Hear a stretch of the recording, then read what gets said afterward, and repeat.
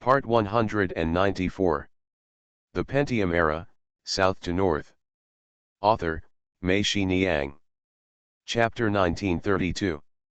Zhang Xiangbei was grabbed by two people, one from the left and one from the right, and pulled back into the hall. Zhang Xiangbei struggled to break free of them. He wanted to go back, but was blocked by two people again. "Who are you?" a police officer shouted. "This is the police station, what do you want to do?" Guo Chenglei said quickly, "This is our Mr. Zhang." "I don't care what you do," the other party said, "bring out your ID card." When the other party said this, Zhang Xiangbei immediately calmed down. He knew that he couldn't force himself, as force would not help. He took out his ID card and his business card and showed them to the other party. The other party took his ID card and didn't give it back to him. Instead, he asked, "A company in Hangzhou? What does this person there have to do with you?" Zhang Xiangbei said, "He is the vice president of our company." "What did he commit? Why did you bring him here?" "Why? If we didn't bring him here to fight in the street, where else would he go?" "Who are you fighting with?" Zhang Xiangbei asked. "Where is the other person?" There was silence in the hall for a while, and someone said, "Escaped and is being arrested?" "Since the other party has not been arrested and you don't know the right and wrong yet, I think the most you can do is bring our people here to understand the situation." "Why are you handcuffing him there?" Zhang Xiangbei asked. He refused to say anything when asked, and he couldn't produce his ID card when asked. "If we don't handcuff him, of course we will handcuff him until he is willing to tell," a police officer shouted.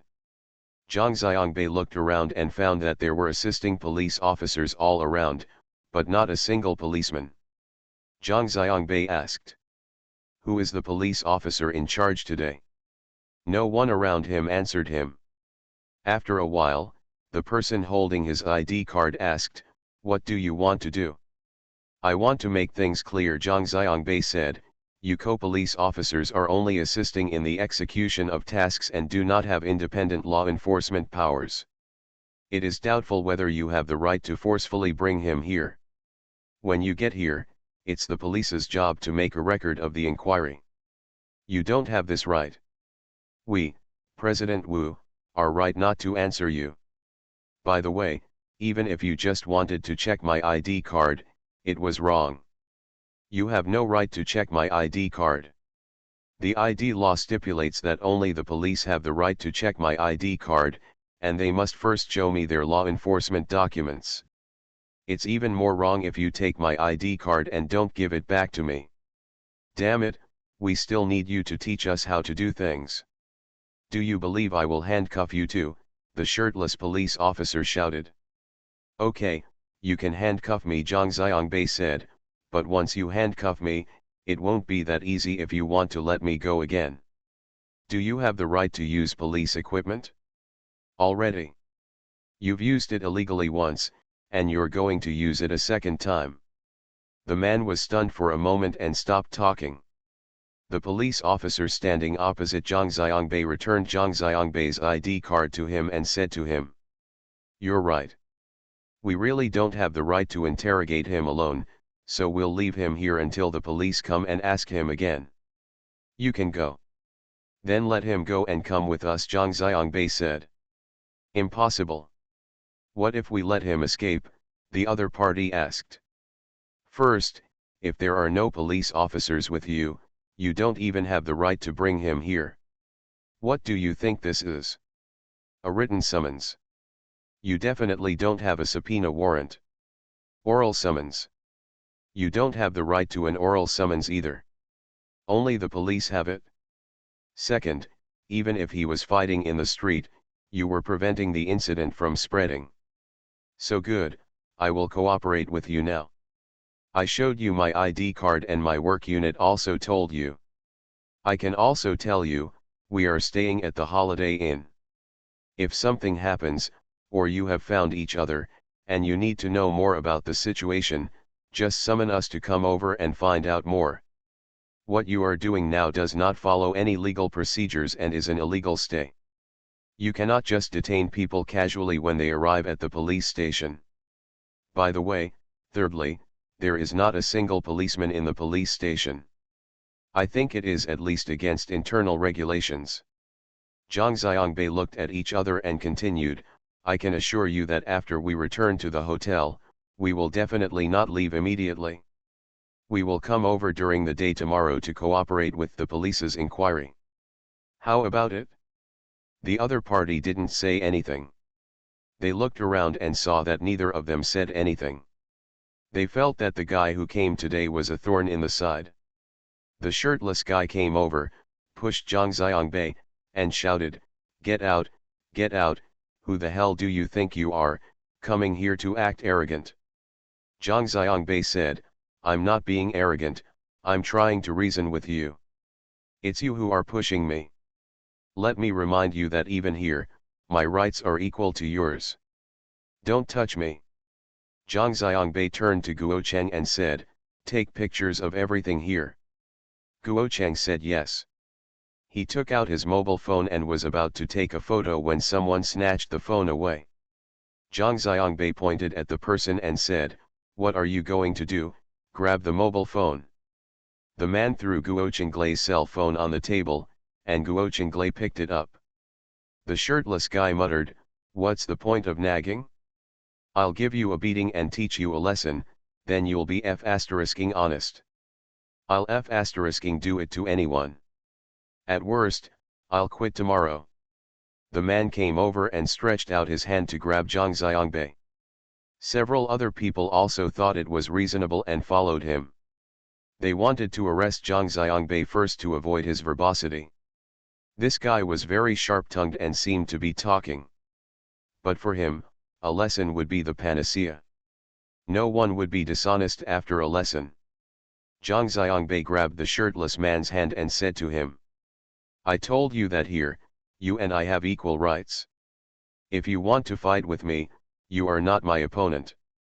If you want to beat me in a group, then come, but we won't film. This hall there is surveillance inside, and I think you don't have the right to delete the surveillance yet. As soon as we complain and the surveillance is called up, everything will be clear. Zhang Xiangbei said a few words, which made everyone on the other side fall silent. Indeed, even the instructor and director did not dare to delete the surveillance in the hall.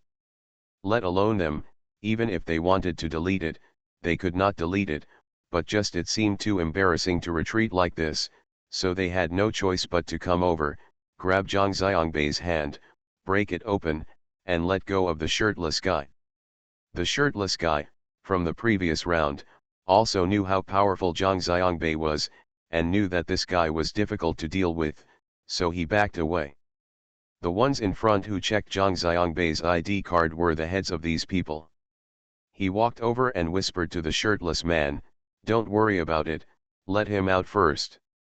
Shirtless immediately understood, and let Zhang Xiangbei and the others go out to the outside of the police station. It was a blind spot for surveillance and the light was very dark at night. No one could explain what he was going to do to punish these two people there. After all, he was in the joint defense team, whoever conflicts with the joint defense team will take advantage in the end. Whose words will be more trusted? The leader came over and said to Zhang Xiangbei, brother, you are making it really difficult for us to do this. It's already late at night and there are only a few hours left anyway. Let's go, let's talk about it tomorrow, okay? Just think of it as giving me face. Zhang took 2 steps to the north and sat down on a stool in the hall. He said, I won't leave. My attitude has been made clear. If you let me go, we can come together tomorrow to cooperate with the investigation. If you don't let me go, I will definitely not leave. Or you can call and ask the police on duty to come over and deal with it right away, or I can call 110 and report the situation to them, and I will tell 110 that I can't find the police at the town police station here. Several people stood there and looked at each other, feeling that this guy was really a piece of brown candy that they couldn't bite or shake off. The leader walked aside and was about to call the police on duty. It was not that there were no police on duty at the station today, but the ones on duty told their families that they were on duty. After leaving the house, they went to play mahjong. They were the only ones in the police station. The joint defense team members are acting like kings. Anyway, when a superior calls to check on the guard, the person who answers the phone will say that he has gone to the toilet. "What's going on?" Xiang Yun walked in from the door and asked. People in the hall were suddenly stunned when they saw such a beautiful girl coming in. It was strange to see a woman here in the middle of the night. They didn't expect such a charming woman. Even those who were about to make a phone call put down their phones. Zhang Xiangbei smiled and said, "It's okay, we are waiting for them to handle the matter." Xiang Yun asked Guo Chenglei, "Where is President Wu?" Guo Chenglei nodded toward the room and said, "He's handcuffed there." Xiang Yun walked to the door of the room, but no one stopped her. She stretched her head and looked inside, and saw Xiao Wu. Xiao Wu also saw her, smiled at her, and said to her, "I'm fine here, please let Mr. Zhang go back first." Xiang Yun stepped back and asked those people, "Why did you handcuff those people? Those are the ones who stirred up trouble. Why didn't you arrest those people, but instead handcuffed our President Wu here? Are you still reasonable?" The leader said, "There was a fight. Of course we have to take them to the police station. Those people escaped and we are chasing them." "We are hunting? Which of you is hunting?" Xiang Yun snorted and sneered, "You really don't know those people. Don't you know who Brother Biao is? When I came here, I saw Brother Biao eating on the street. Night snack, which one of you went after him? Do you want me to tell you where he is?" Xiang Yun then took a few steps closer to the shirtless guy and asked him, "What about you? You don't know Brother Biao either? When he left, didn't he pat your shoulder and say hello to you? You don't know him. You're such a humming slanderer, you're such a bad guy, you're a pig, it's none of my business," the shirtless man yelled. "Don't be my father, whose father are you?" "I'm at home," Xiang Yun said. "Have you forgotten that there is something called a camera in this world?" "What happened at the door of the hotel?" "The surveillance at the door of the hotel captured it. Now that we're here, that surveillance camera is what your police station asked the hotel to install, right? It's a pity that you were in such a hurry earlier that you even forgot to delete it from the hotel's surveillance camera. If you want to delete it now, it's too late. I have copied it all." Only then did Zhang Xiangbei know that they had left the gate before. Xiang Yun looked up and asked them to leave first. She was going to get the evidence immediately. After getting the evidence, there would be a good show to watch next. "Thank you for the reward of 2 fishes. Thank you Feng Polang 26, Book Friends 201811301053053944, On the Road to a Nation, Heavy Hammer Shake, Wind and Wing, Zipanjiang 1, Chen Xiao for your monthly votes. Thanks for all the votes and reading. I wish you all good health." The Pentium Era, South to North. Author, Mei Xiniang. Chapter 1933. The video reproduced by Xiang Yun has no sound, but the picture is very clear. Xiang Yun and the joint defense team members said, "Don't you want to see what the surveillance cameras captured?" Xiang Yun was released, and the few people couldn't help but wanted to see what they had captured. Even the shirtless guy came around. Xiang Yun put his phone flat on the table and told them that it took a bit long. The whole process lasted for 20 minutes. Please watch it slowly. By the way, Mr. Zhang, I have already sent this video to the company. Zhang Xiangbei knew that Xiang Yun was deceiving them. He was afraid that they would see something bad, so he snatched the phone and deleted it, letting them know that the video had been sent to the company.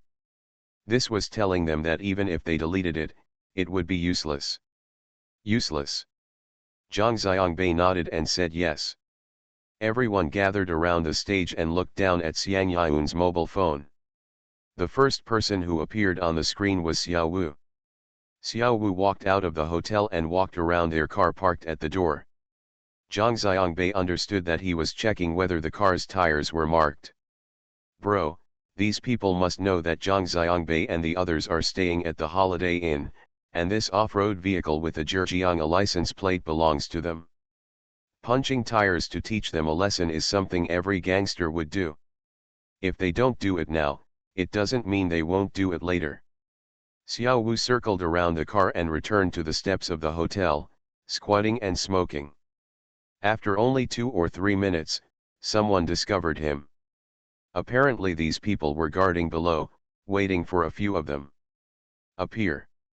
6 or 7 people, each holding a piece of water pipe in their hands, probably coming from across the street, entered the scene. Xiao Wu looked up at them, stood up, clasped one hand on his chest, and the other, still continuing to smoke, he looked at them as if waiting for them. Brother Biao walked behind the group of people and appeared in the picture. The group of people walked to the steps and stopped. Although they could not hear the sound, they knew that it was Brother Biao who gave the order. Someone immediately waved the water pipe and rushed to the hotel. On the steps, someone hit Xiao Wu with a water pipe. Xiao Wu raised his right hand to block it, and the water pipe hit his elbow. Xiao Wu kicked out with his left foot, and a guy on the other side was kicked and flew to the bottom of the steps. When he retracted his foot, Xiao Wu punched the guy who hit him with the water pipe in the face. He fell down with a muffled sound, and the water pipe in his hand was snatched by Xiao Wu. Xiao Wu's series of actions were all completed in an instant and in one go. Guo Chenglei couldn't help but praise. "I'll go, it's a martial arts movie." Someone rolled his eyes at him and chuckled at Yun. Xiao Wu subdued 2 of them as soon as he took action, and with the water pipe in his hand, those guys were a little afraid, and instead of moving forward, they took 2 steps back.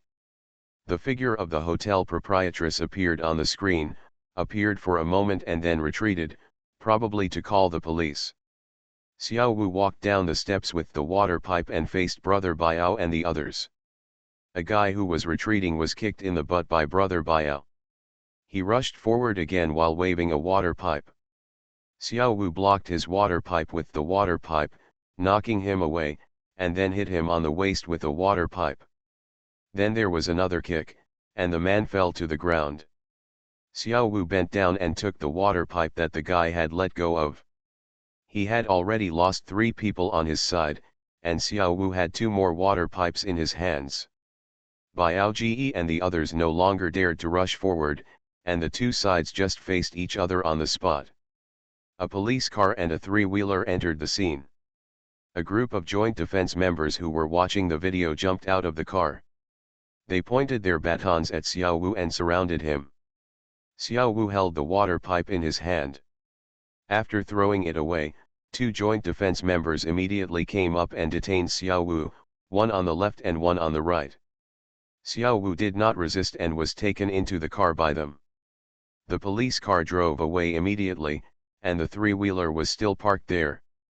The shirtless joint defense team member, of course, was wearing clothes in the video. He walked up to Brother Biao, and Brother Biao took out his cigarette and shook his shirtless. He shook his head, turned his thumb on his shoulder, and shook it in the direction where the police car disappeared. It should be said that it was about to leave.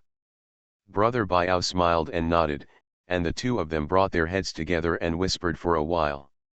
Brother Biao patted the shirtless man on the shoulder. The 2 waved goodbye, and the shirtless man got on the tricycle and left. "Are you 2 good friends?" Xiang Yun looked at the shirtless joint defense team member and asked, "You said you don't know Brother Biao. Didn't Brother Biao call you for supper? Or if we don't come, you have to go there already?" The shirtless man's face turned red and he was speechless. The other joint defense team members also looked unnatural and said to Evian, "You don't know what's going on. I've sent you evidence. Is it clear who is looking for trouble now? Is it a fight or a gangster's provocation? Tell me, what should we do next?" The joint defense team members looked at each other, and they all looked at the leader. The leader didn't know what to do. Xiang Yun looked at them and asked, "You can't decide, can you? Then ask someone who can decide. I'll give you half an hour. If this matter isn't resolved in half an hour, I have no choice. Our company will take care of this matter.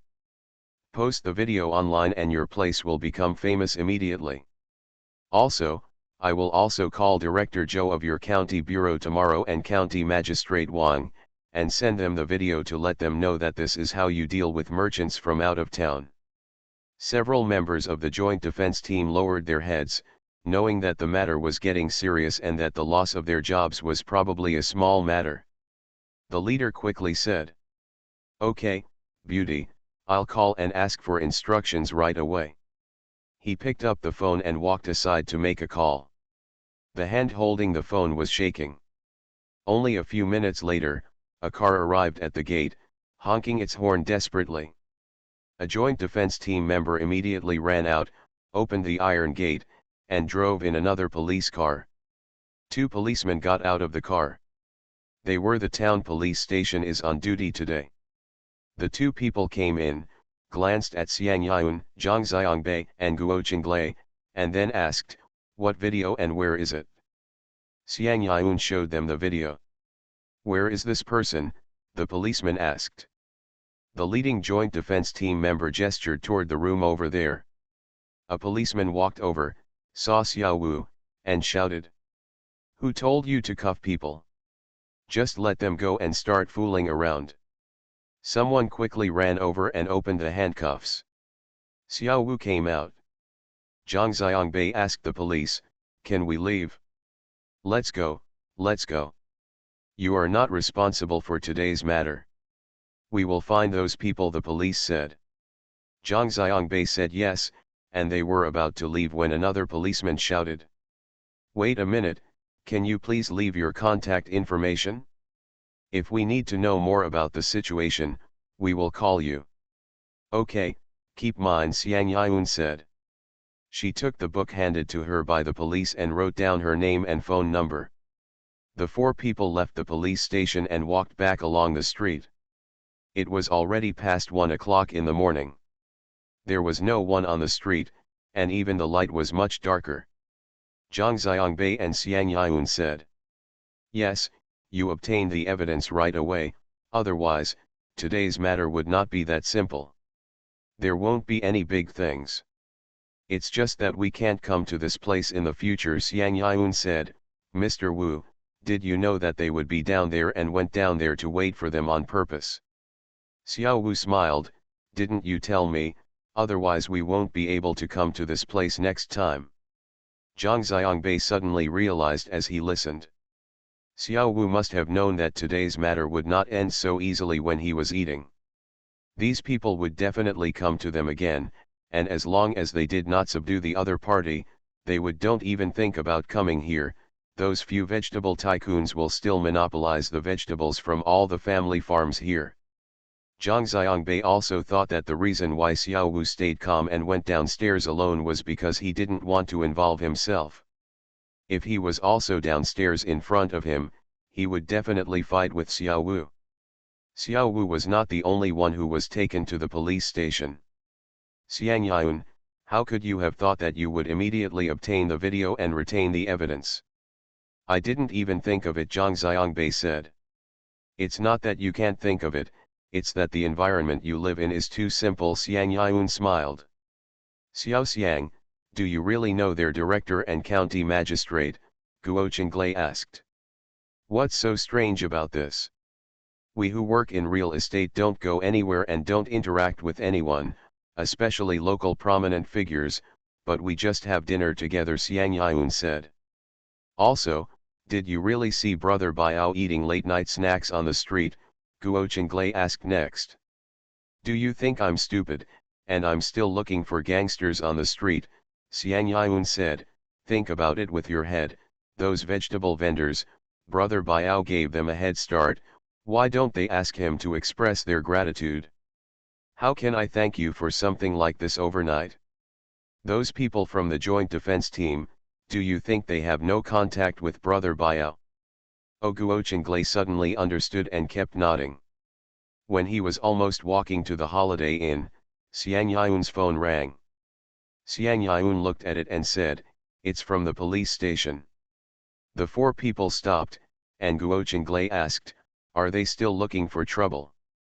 Xiang Yun shook his head, "No, after we left, the joint defense team told them that in half an hour, our company will upload the video to the internet, and I will also call them County Magistrate Wang and Director Zhou Thing." The phone kept ringing, but Xiang Yun refused to answer it. Until the phone stopped, Guo Chenglei asked, "Can you really send it?" "Of course not," Xiang Yun said, "everything should be done in moderation. If we really do speak out, it won't be the police station that is offended, and we really won't be able to come here in the future." "Then why didn't you answer the phone?" Guo Chenglei asked. "Let them worry for a while, they will call again soon." As soon as Xiang Yun finished speaking, the phone rang again. Xiang Yun answered it and pressed the speakerphone. Zhang Xiangbei and the others heard that the other party on the phone explained to Xiang Yun that they all understood clearly. What happened tonight was caused by a few vegetable vendors, and they have already taught them a lesson. "Beauty, don't worry. When you come to our place to collect food from now on, we will make sure that no one will interfere with you. If something like this happens, just call me." "That's right, that's the number," said the other end of the phone. Xiang Yun smiled and said, thank you. "Beauty, that, what, I just heard them say, that video." "Oh, yes, I will call the company right away and ask them not to post it." "How can I ruin your image?" Xiang Yun said. "Also, next time I meet your director Zhou, I will talk to him," he said. "We work here, and you have provided us with a lot of help." "What's your surname?" "Singh." "Okay, I'll just say it's you, Officer Singh, who is escorting us." Thank you," the other party kept saying, sighing at the same time. Xiang Yun hung up the phone, and the four of them couldn't help laughing. Zhang Xiangbei said, "Xiang Yun, you are really a good person, you have understood people's psychology thoroughly." Xiang Yun chuckled, "Human spirits are fine, as long as they are not goblins." The four people walked to the door of the hotel while they were talking. "Oh shit," Xiao Wu cursed and ran towards their car. The others followed and saw that all four tires of their car had been punctured. "Go to hell, I'm going to find them," Xiao Wu shouted. No, I'll call Officer Singh and call the police. He will help us find the person immediately," Xiang Yun said. Here, when the proprietress saw them coming back, she ran out of the door waving an envelope in her hand and shouted to them, "A person just sent this. He said he had the wrong car and punctured your tires. Yes, this is what he compensates you for." Xiang Yun took the envelope. Inside was a wad of money. He counted it and found a total of 5,000. Xiang Yun asked Xiao Wu, "Mr. Wu, 5,000 yuan for 4 tires, is that enough?" "Thank you Yuangzi and Chuyo Scooter for your monthly pass. Thanks for all the votes and reading. Have a good evening everyone. You are listening to Novels at Bless Up channel. Wish you happiness and luck.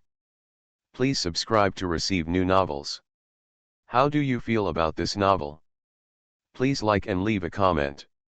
The Pentium Era, South to North. Author, Mei Xiniang. Chapter 1934. By the way, Xiaoxiang, did you really send the video to the company? Guo Chenglei asked. Xiang Yun said, "The boss is here, the company is not here, why send it? However, I am not that stupid. What if they really delete my video? I will send it to each of you on WeChat just to be on the safe side, to prevent them from going crazy and forcibly checking our phones and deleting us. I also sent it to Mr. Wu. Does this count as sending it to the company?" Zhang Xiangbei said the final words, while secretly approving in his heart. It turned out that what Xiang Yun said before was not to deceive those people. He was really thoughtful, but the real part was guaranteed to be foolproof. Very good. Guo Chenglei picked up his mobile phone and took a look. Sure enough, there was a video shared with Evian on WeChat. Guo Chenglei said, "I can now enjoy Mr. Wu's Kung Fu movies." Xiao Wu stretched out his hand and gave him a slap on the back of his head. Zhang Xiangbei asked, "Master, how are your hands?" It's okay, I can handle this," Xiao Wu said. When he said this, the four people were on the stairs going upstairs. Xiang Yun took Xiao Wu's hand, raised it to look at it, and shouted, "It's all swollen." Zhang Xiangbei and Guo Chenglei saw that Xiao Wu had a bruise on his elbow and it was a little swollen. Xiao Wu broke away from Xiang Yun and said with a smile, "It doesn't matter, it will be fine in a few days." Zhang Xiangbei himself had also practiced with Xiao Wu, and he was relieved at the moment. He felt that such injuries were common for them. It was really nothing, as long as they didn't hurt the inside. From the video, none of those people had any injuries. How close? Thank you, Mr. Wu, Xiang Yun said. Xiao Wuqi asked, "Thank me for what?" "He helped us build a stronghold. If these people don't teach us a lesson, they will definitely come and harass us again in the future, and we will be annoyed. Now they know how powerful our company is. That brother Biao knows that he only wants to mess with us. It will make him lose face. If he loses a few more times, no one will recognize him as the boss, and he will definitely not dare to bother us in the future." As Xiang Yun chirped, Zhang Xiangbei and Xiao Wu both laughed, feeling that the truth was really like this. Some things cannot be avoided, and they can only be solved with the simplest method. Early the next morning, around 7 o'clock, Zhang Xiangbei was woken up by a phone call in a daze. He looked at it and saw that it was Wu Huan. Zhang Xiangbei picked up the phone. Mr. Zhang, what happened? Why was Mr. Wu taken away by the police? Where are you in Shizuishan? I'll come over right away," Wu Huan called on the phone as soon as the call came through. Zhang Xiangbei said quickly, it's okay. Those people are not police, but local joint defense team members. They are all back. It's okay. That video. Zhang Xiangbei immediately told Wu Huan what happened last night. Wu Huan laughed on the phone and shouted, "I didn't expect that the Xiang Yun is really a goblin. He has become a goblin. Mr. Zhang, is this an unexpected gain?" Zhang Xiangbei was right, it was indeed an unexpected gain. He told Wu Huan about the idea he had discussed with Xiao Wu yesterday about appointing Xiang Yun as the general manager of their Ningxia branch. Wu Huan said, "I completely agree. Letting her go would be a loss to our company." Next, Zhang Xiangbei and the others went to Daokao district and Huanong district of Shizuishan city for 2 days before returning to Yinchuan. Zhang Xiangbei and Xiao Wu still stayed at the Kempinski Hotel. When they returned to Yinchuan, it was already noon. Xiang Yun said that he would take Zhang Xiangbei and the others to eat delicious food. Zhang Xiangbei said, "Let's go to the evening and eat at the hotel at noon." The four of them had lunch in the restaurant. Zhang Xiangbei asked Guo Chenglei to go back and rest first. He would then send Evian a WeChat location to tell him where to eat in the evening. "Go to my room, we have something to talk to you about," Zhang Xiangbei and Xiang Yun said, and Xiang Yun said, "Oh." The three people sat down in the room. Zhang Xiangbei told Xiang Yun about their decision. Xiang Yun lowered his head and remained silent. Zhang Xiangbei asked, "What, Xiang Yun, are you unwilling or have other ideas?" Xiang Yun raised his head and looked at them with a smile, "I came here to apply for a procurement job. I didn't expect to find a general manager. It was so sudden." Zhang Xiangbei and Xiao Wu also laughed and asked Yun, "You really don't mind if I, a high school student, become your general manager? Doesn't this sound nice?" Xiao Wu said, "So what if I'm a high school student? I don't even have a primary school diploma." No way, Mr. Wu. What can't you do? Xiao Wu said, when I was 6 years old, I went to the student class of the theater troupe. Although the student class of the theater troupe also had cultural classes, the cultural classes only included Chinese and arithmetic, Chinese and literacy. Can understand the script, and can learn arithmetic such as addition, subtraction, multiplication, and division, all taught by a teacher. Once we have learned addition, subtraction, multiplication, and division, we are now old enough to perform on stage. In this way, he really didn't even go to elementary school. Xiang Yun asked Zhang Xiangbei, "Boss, where are you?" Zhang Xiangbei looked at her and said, "Is it because I haven't even graduated from kindergarten that you feel balanced?" Xiang Yun chuckled, and she said, "Okay, since you believe in me and let me do it, I will do it. There is nothing great about it. I don't believe that as a general manager, I will be worse than others." Zhang Xiangbei smiled and said, "That's right, that's what we want to hear." "Okay, what should I do next?" Xiang Yun asked. "Mr. Wu and I will leave tomorrow. You can meet with Mr. Wu in the afternoon. Mr. Wu doesn't need me to introduce you, right?" "No need. After we leave, all the work here in Ningxia will be handed over to you. The first thing to do is to find an office, recruit people, apply for a business license, and, by the way, buy a car, which requires cooperation from the head office. Go to Mr. Wu directly, and if you don't understand, go to her," Zhang Xiangbei said. "You just dumped me, right?" Xiang Yun asked. Zhang Xiangbei was right. The mission of Mr. Wu and I is to take a look at the overall situation here and have a good idea of the situation. Then, we will conduct an inspection of the personnel here. After the inspection is completed, we will hand you over to Mr. Wu. We're going to the next stop." He nodded to Evian. "Xiao Xiang, while Mr. Zhang is here, if you have any requests, just tell him," Xiao Wu and Xiang Yun said. Xiang Yun said, "No requirements, just follow Mr. Wu's instructions anyway. I just have an idea. I had already thought about this idea before you guys came, and I also did some research." "What do you think?" Zhang Xiangbei asked. "Can our company establish a base directly in Ningxia, Mr. Zhang?" asked Xiang Evian. "What base?" "Of course it is a vegetable base. We will directly buy a piece of land and build our own farm. Ningxia is different from other places in that it has a small population. There are only more than 6 million people in the entire autonomous region, which is less than the population of Hangzhou City. This is still according to the registered permanent population. Ningxia is a net exporter of population. The actual population is even smaller, and the per capita cultivated land area is large. For example, we have been to Shizuishan City in the past few days. In Ningxia, it is still a densely populated area. The per capita cultivated land is 4.05 acres.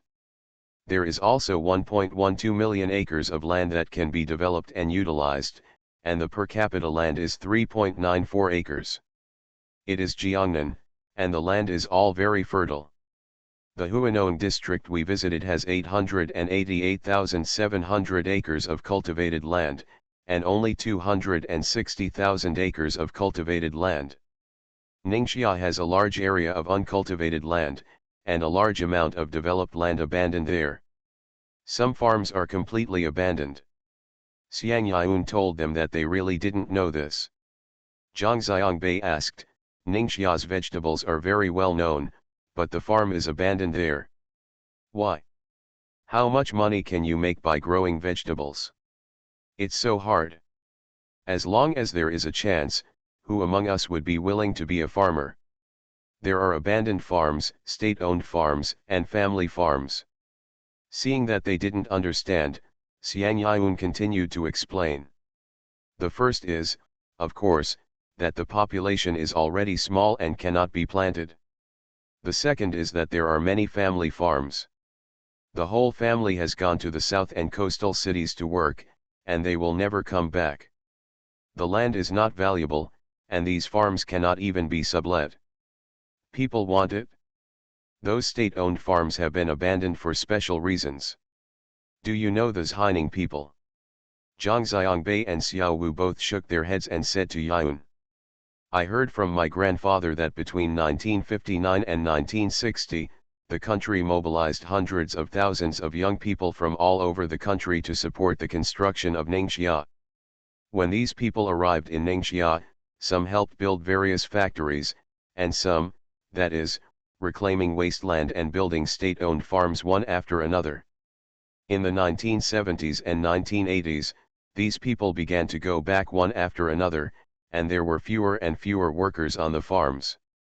Many Haining people did not go back themselves, and their children must have been sent back. After they retired, he went back to his hometown and took refuge with his children. There were some farms that were abandoned after all the people were gone. There were also some farms that were merged together after the population was reduced. After the merger, there was a lot of remote land that no one cultivated, so it was abandoned. My grandfather is also from Haining, and his hometown is Jiu, Jiangsu. Then why didn't he go back? Xiao Wu asked. I married my grandma, Xiang Yun said. At that time, if a worker married a farmer, the farmer would definitely not become a worker. The worker could only become a farmer. After marrying my grandma, my grandfather left the farm, settled in our village and became a local, and there was no way to go back. Zhang Xiangbei and Xiao Wu nodded, understanding. Zhang Xiangbei thought for a while, and he felt that Xiang Yun's method was good. If they had a farm of a certain size in Ningxia, and then combined it with many family farms, they could form complementary advantages. Zhang Xiangbei said. Yes, I will do as you say. If there is suitable land, we can build our own farm in Ningxia, and strive to turn this place into the base of our 3 products and 1 standard, and put the Ningxia vegetable brand in the our platform has started. The so-called 3 products and 1 standard are pollution-free agricultural products, green food, organic food, and geographical indication agricultural products. If they have their own production base here, it can become a stable source of goods for their 3 products and 1 standard. Great, Mr. Zhang, I will definitely use all my energy to do this well. Xiang Yun said that Zhang Xiangbei and Xiao Wu were both amused by her. What is the strength of breastfeeding? In the evening, the 4 of them had dinner together. Zhang Xiangbei told Guo Qinglei their decision. Zhang Xiangbei asked Guo Qinglei, do you have any ideas about becoming the general manager of Evian? I don't have any ideas. She is good as the general manager. As a person like me, I don't have a big picture view. I definitely can't be a leader, but I can do specific things, Guo Cheng said. Then you have to cooperate with her, okay? Zhang Xiangbei asked. No, I will definitely not cooperate with her properly. Guo Cheng came to look at Xiang Evian, and said to the somewhat astonished Zhang Xiangbei, I will completely obey her leadership. The other 3 people laughed, raised their glasses to Evian, and said to Guo Cheng, thank you first. The 2 men touched each other and drank. The next day, Zhang Xiangbei and Xiao Wu were preparing to leave Yinchuan and rushed to Hangzhou day and night. Xiang Yun and Guo Cheng came to Kempinski to see them off. Zhang Xiangbei and Xiang Yun said, you are familiar with this place and you can do it. We couldn't go to the hotel kitchen and ordered us some raw chili peppers, the hottest kind. What? Xiang Yun asked. We really have to travel day and night, and we are not going to stop to rest on the way.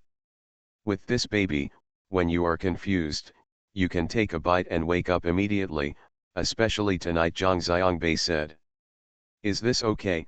Xiang Yun asked. Okay, okay. He waved to Yun and walked away. After a while, he brought back a box full of millet peppers. Zhang Xiangbei and Xiao Wu laughed when they saw it. Xiao Wu said, are you trying to kill us? After eating this box, we don't have to go back anywhere. Xiang Yun chuckled, I'm so popular that I can't help it. I want some, and the chef gave me so much. What can I do? If you can't finish it on the way, you can take it back to eat. This is Ningxia's millet pepper. Zhang Xiangbei took it in his hand and quickly said thank you, thank you.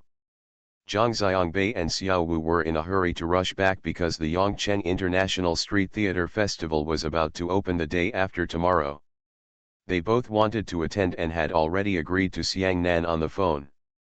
Thank you Eternal Evergreen Emperor Yan, Jiao Jiaran, and the two fishes for the reward. Thank you to the Evergreen Yan Dottie, Hu, Book Friends 202108281631555003, Book Friends 201811301053053944, Heavy Hammer Shake Music, Never Forget the Original Intention, Hu Sansi, Mike, The North Wind Blows, On the Road to a Nation, Zizhiw, Book Friends Scooters Monthly Pass. Thanks for all the votes and reading. I wish you all good health. The Pentium Era, South to North. Author, Mei Xiniang. Chapter 1935. Zhang Xiangbei and Xiao Wu drove from the Kempinski Hotel in Yinchuan, exited Ningxia in Yanqi County, entered Dingbian County in Shaanxi, and passed through Ningxia, Shaanxi, Shangzi, Henan, Anhui, and Jiangsu. When we arrived at Taihu Lake, we entered Zhejiang from Huzhu and passed through 6 provinces and 1 autonomous region, covering a little over 2,000 kilometers. The two of them took turns driving on the road, never getting off the highway. They also took turns sleeping in the passenger seat, with the seats folded down to sleep. By noon the next day, they finally returned to Hangzhou. After getting off the highway, the two of them did not go home. Instead, they drove directly to the logistics base in Jubao, Banmushan, where Wu Huan and the others worked. As soon as Wu Huan saw them, he happily said that the report to Evian had arrived before you. Zhang Xiangbei was surprised. Xiang Yun's place was different from other places. She shouldn't have signed a cooperation agreement with the family farm. What was she reporting? Report on the daily progress of their branch. As soon as you left yesterday, they started working separately. The office has been found and the Industrial and Commercial Bureau has also been there. Today, they will receive the information that needs to be stamped by SF Express the next day. Should be recruiting people today. This week, Xiang Yun said that she will implement everything in the branch. Starting next week, she will let Guo Qinglei stay in Yinchuan while she takes the people out to run away. After Wu Huan finished speaking, he added, "This Xiang Yun is so fierce that I can't even stop him." Zhang Xiangbei and Xiao Wu both laughed, and Xiao Wu said, "If you could stop me, you wouldn't be Xiang Yun." Here in Wuhuan, agreements have been signed for the supply of meat products in 3 cities. Others include poultry, aquatic products, and seafood. The channels have also been opened. Rice, condiments, frozen products, dry goods from the north and south, and imported foods are all in accordance with Wuhuan's regulations. The plan Huan talked about has signed supply agreements with more than 80 companies. What is holding us back the most now is the construction of the base and the production of fresh-keeping cabinets. Time is too tight. There is no rush to build the base. It requires such a long construction period. General Shentu is already working overtime to produce the fresh-keeping cabinets. While expanding the scale of production, Wu Huan and Zhang Xiangbei said, "At the beginning, we didn't dare to place orders to other factories, and now we still have to keep it secret." Zhang Xiangbei nodded, "As long as the base can come down, there is no problem in rolling out the fresh-keeping cabinets step by step. There is no installation problem anyway. There is a place that can be used by plugging in the electricity. When the time comes, let Mr. Shentu deliver it directly every day. Go to the community where it needs to be placed." Another one is the area of organic vegetables. The production areas are relatively scattered. The vegetable production area of Delukai does not have a big advantage in this area. Xiaoguang, Lu Dihua and Lao Qi have counted them in several places, but the quantity is still not enough. The collection has been launched online, and many people have come to sign up on their own.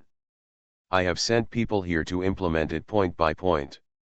Wu Huan said to Zhang Xiangbei, and Zhang Xiangbei said yes. Zhang Xiangbei walked around the company, but did not see Zhou Ruyi or Sun Xiangyang.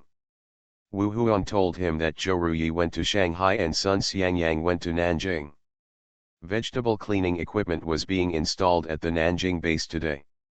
Zhang Xiangbei and Xiao Wu left the logistics base and planned to go back and rest for a while. After staying in the car for more than 20 hours, their backs were sore and they needed to lie down for a while. When Zhang Xiangbei returned home, there was no one at home. The two land reclamation warriors probably went to the Peach Blossom Spring.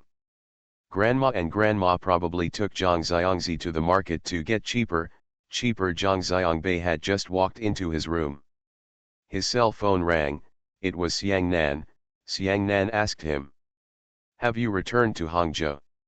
Zhang Xiangbei is right. Zhang Xiangbei, can you come to Yongcheng today? What, you missed me? Zhang Xiangbei laughed playfully. Don't be poor, tell me, is it okay or not? Zhang Xiangbei said, even if you don't miss me, I miss you too. I was planning to go today. I'll leave after 2 hours of sleep. Xiang Nan chuckled, then you can sleep a few more hours. Why, do you feel sorry for me? Yeah, I feel bad, Xiang Nan said. At 7:40 in the evening, you can help me pick up someone at Xiaoshan Airport. Oh no, it's a family of 4, flying here from Japan. I really can't arrange for anyone to go there. Catch. Zhang Xiangbei said yes. Then go to sleep quickly. I'll send you the flight information right away, Xiang Nan said. Why, just send me away like this? Zhang Xiangbei asked. Xiang Nan didn't hesitate on the phone. He kissed her and hung up the phone. Zhang Xiangbei had just laid down when Xiangnan's WeChat message came. He looked at it and saw that it was someone named Yu Qiudong. Zhang Xiangbei remembered that this was what Xiangnan had told him before about their performance in Tokyo. At that time, I met the family of the professor from Tokyo Institute of Technology. They were also from Yongcheng, and this time they were special guests. Zhang Xiangbei set the alarm clock on his mobile phone for 6 o'clock in the evening, put the mobile phone on the bedside table, turned over and fell asleep. Zhang Xiangbei had a very restless sleep this time. In his dream, he dreamed that he was still driving the car and running wildly on the highway. He dreamed that he fell asleep while driving the car. He suddenly woke up and quickly stepped on the brakes. But he couldn't stop, everything was dark in front of his eyes. Zhang Xiangbei told himself to wake up, and he really woke himself up. When he opened his eyes, he saw a white wall in front of him. It's over. The car crashed. Zhang Xiangbei screamed, looked around again, and then realized that the white wall was the ceiling, and he was lying on the bed. Zhang Xiangbei broke out in a cold sweat and felt weak. He shook his head and turned over. Go back to sleep.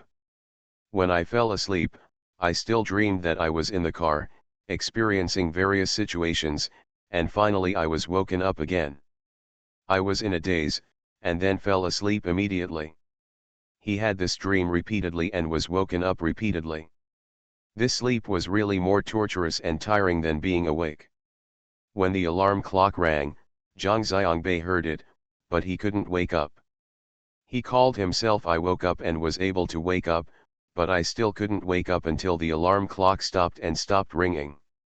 Zhang Xiangbei felt a pair of small hands touching his face, and wet lips, kissing his face. Zhang Xiangbei smiled, and these small hands then kept patting his face. Shouting Bai Bei, Zhang Xiangbei opened his eyes and saw Zhang Xiangzi standing in front of his bed. Zhang Xiangbei was still confused for a while, looking at Zhang Xiangzi blankly.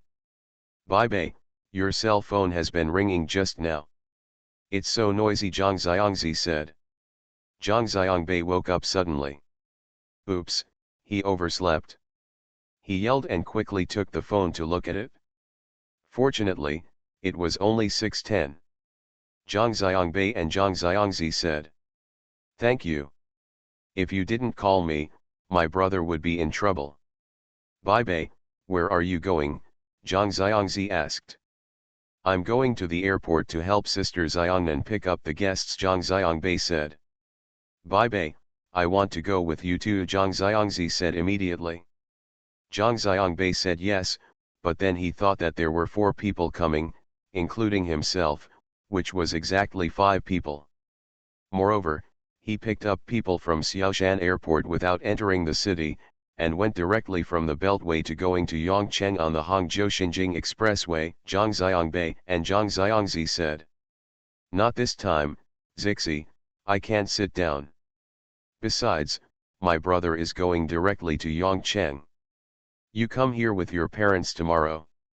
Zhang Xiangzi looked at Zhang Xiangbei, pursed his lips, and finally burst into tears with a loud wow.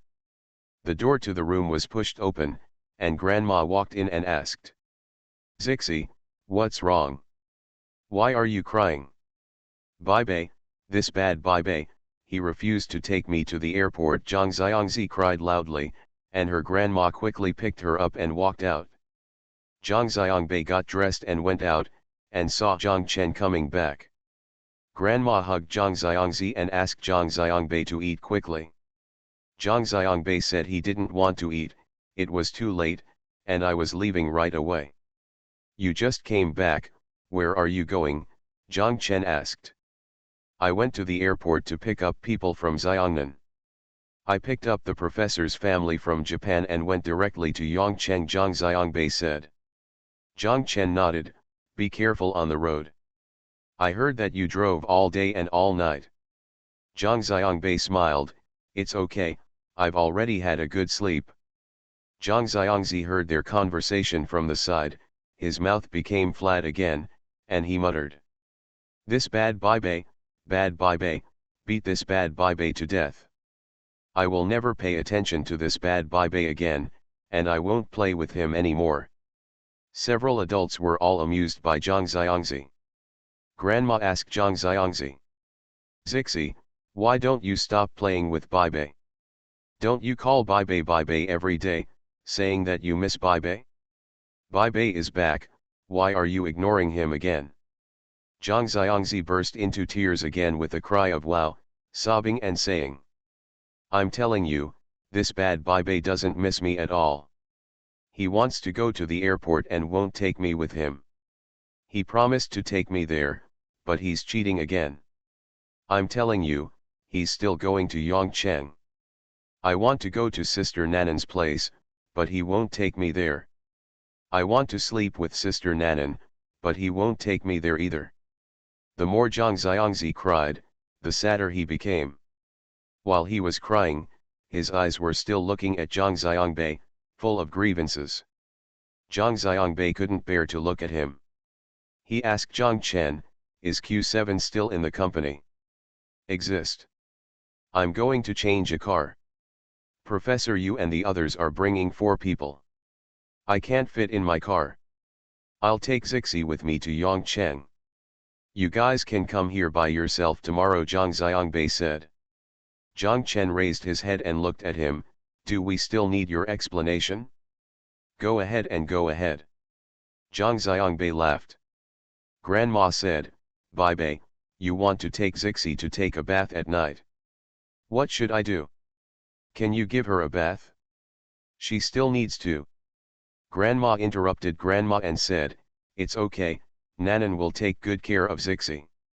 Zhang Xiangzi listened to their conversation and immediately stopped crying. He looked at this person and then that person, hoping to hear some definite answer.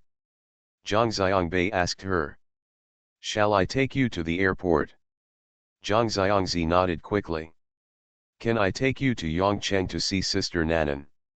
"Okay," Zhang Xiangzi shouted loudly. Zhang Xiangbei squatted down with his back facing her. Zhang Xiangzi immediately climbed from Grandma's lap to Zhang Xiangbei's shoulders, and the two of them went out. Thank you for your monthly votes for UN 11, Happy Woman, Evergreen Emperor Yan, Tian Wei Wei Wei, and Romantic Sakura. Thanks for all the votes and reading. Have a good evening everyone. The Pentium Era, South to North. Author, Mei-Shi Niang. Chapter 1936. Zhang Xiangbei took Zhang Xiangzi to the dynamic zone to buy a 7-seater Audi Q7, and then went to Xiaoshan International Airport. When they arrived at the exit, the two of them stood outside the guardrail across the exit. As usual, Zhang Xiangzi was riding on Zhang Xiangbei's car. On the shoulders. Zhang Xiangbei glanced at the display screen next to the exit. It showed that Professor Yu's flight had arrived on time. Zhang Xiangbei and Zhang Xiangzi said, "Zixi, hold up the paper." Bai Bei and Zixi have already lifted it, Zhang Xiangzi said. Zhang Xiangbei turned his head and looked up, and laughed loudly, it's down, Zixi, come over." Zixi rolled her eyes at Zhang Xiangbei from top to bottom, and turned the paper in her hand over. What was written on the paper was, Professor Yu Qiudong of Tokyo Institute of Technology. After 7 or 8 minutes, passengers started to come out one after another, dragging large and small bags. Zhang Xiangbei saw a middle-aged couple, each pushing a suitcase, with 2 children, a boy and a girl, standing far away. She saw Zhang Xiangzi and the paper in her hand and walked towards them. Zhang Xiangbei asked, "Are you Professor Yu and Ms. Su?" Yu Qiudong and Su Xiajuan quickly nodded and said yes. Yu Qiudong asked, "Excuse me, are you?" They knew that Zhang Xiangbei and Zhang Xiangzi were here to pick them up, but they had never seen anyone picking up someone at the airport looking like this, so Yu Qiudong asked, "My surname is Zhang. Xiangnan asked me to pick you up." As soon as Zhang Xiangbei finished speaking, Zhang Xiangzi immediately shouted, "He is Bai Bei." Yu Qiudong and Su Xiajuan both looked at each other, and Zhang Xiangbei quickly said, "This is my sister. I'm Zixi." Zhang Xiangzi called next. Yu Qiudong and Su Xiajuan both laughed. The 2 children looked up at Zhang Xiangzi and laughed. Su Xiajuan immediately said, "Hello, Zixi." "Hello, Auntie, and you, Uncle," Zhang Xiangzi said. Yu Qiudong smiled quickly, "Hello, hello." 4 people walked out from the other side of the guardrail.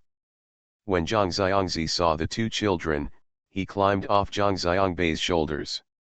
Zhang Xiangbei put her down, and then he was able to free his hands to shake hands with Yu Qiudong and the others. Zhang Xiangbei asked, "Are you hungry? Do you need to eat at the airport first and then go to Yongcheng?" Yu Qiudong said, "No, thank you.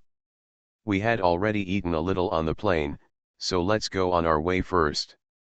What Yu Qiudong was thinking about was that it would still take 5 hours to get to Yongcheng from here.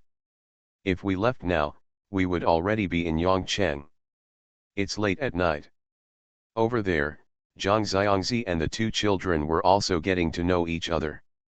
Zhang Xiangzi patted the little boy and said, "You are the brother." Then he patted the little girl and said, "You are the sister." Finally, she patted herself and said, "I am Zixi."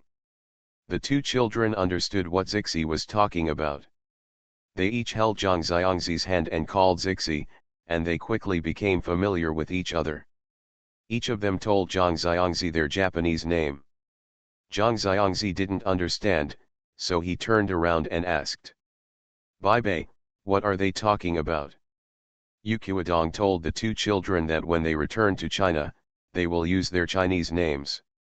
The boy then told Zhang Xiangzi that his name was Xiaozai, and the girl said her name was Xiaode. Everyone walked outside together. Zhang Xiangbei took the trolley case from Su Xiajuan's hand and helped push it. Su Xiajuan quickly said thank you. Xiaozai asked his father for the trolley box. Xiaode carried Zhang Xiangzi and sat on top of the trolley box. The 2 of them pushed Zhang Xiangzi away. Zhang Xiangzi was very happy and giggling. "Get in the car and set off." When he arrived at the airport toll booth, Zhang Xiangbei pressed down the car window and handed his pass card to the toll collector at the booth. When Zhang Xiangzi saw it, he immediately shouted, "Cheaper, cheaper." Yu Qiudong and Su Xiajuan were stunned for a moment, then laughed. The toll collector also laughed, stretched his head to look inside the carriage and said, "Okay, kids, make it cheaper, I won't charge you any money." He waved his hand and asked Zhang Xiangbei to pass. Yu Qiudong, who was sitting in the passenger seat, was surprised and asked Zhang Xiangbei, "Is this really giving you an advantage?" Zhang Xiangbei smiled and said, "There is no charge for local cars here." Yu Qiudong also laughed. The car kept driving on the highway, and Yu Qiudong became more and more confused as he drove. When the road sign Fuyang appeared on the roadside, he finally couldn't help it anymore and asked, "Is there an expressway from Hangzhou to Yongcheng?" Zhang Xiangbei said, "It has been open for a long time. The high-speed railway is now under construction. In 2 or 3 years, the high-speed railway from Hangzhou to Yongcheng will be open to traffic." Yu Qiudong said and turned around and shouted, "Su Xiajuan, do you hear this? This is the expressway to Yongcheng. In Yongcheng in 2 or 3 years, even the high-speed rail will be opened." Su Xiajuan responded, I heard it, I heard it. The changes are so fast. If we come back by ourselves, we don't know how to return to Yongcheng." Yu Qiudong asked, "This high-speed rail should go to Huangshan, Hangzhou high-speed railway?" Zhang Xiangbei said, "In the future, it will take 1.5 hours from Yongcheng to Huangshan, 40 minutes to Hangzhou, and 1 hour and 40 to 2 hours to Shanghai."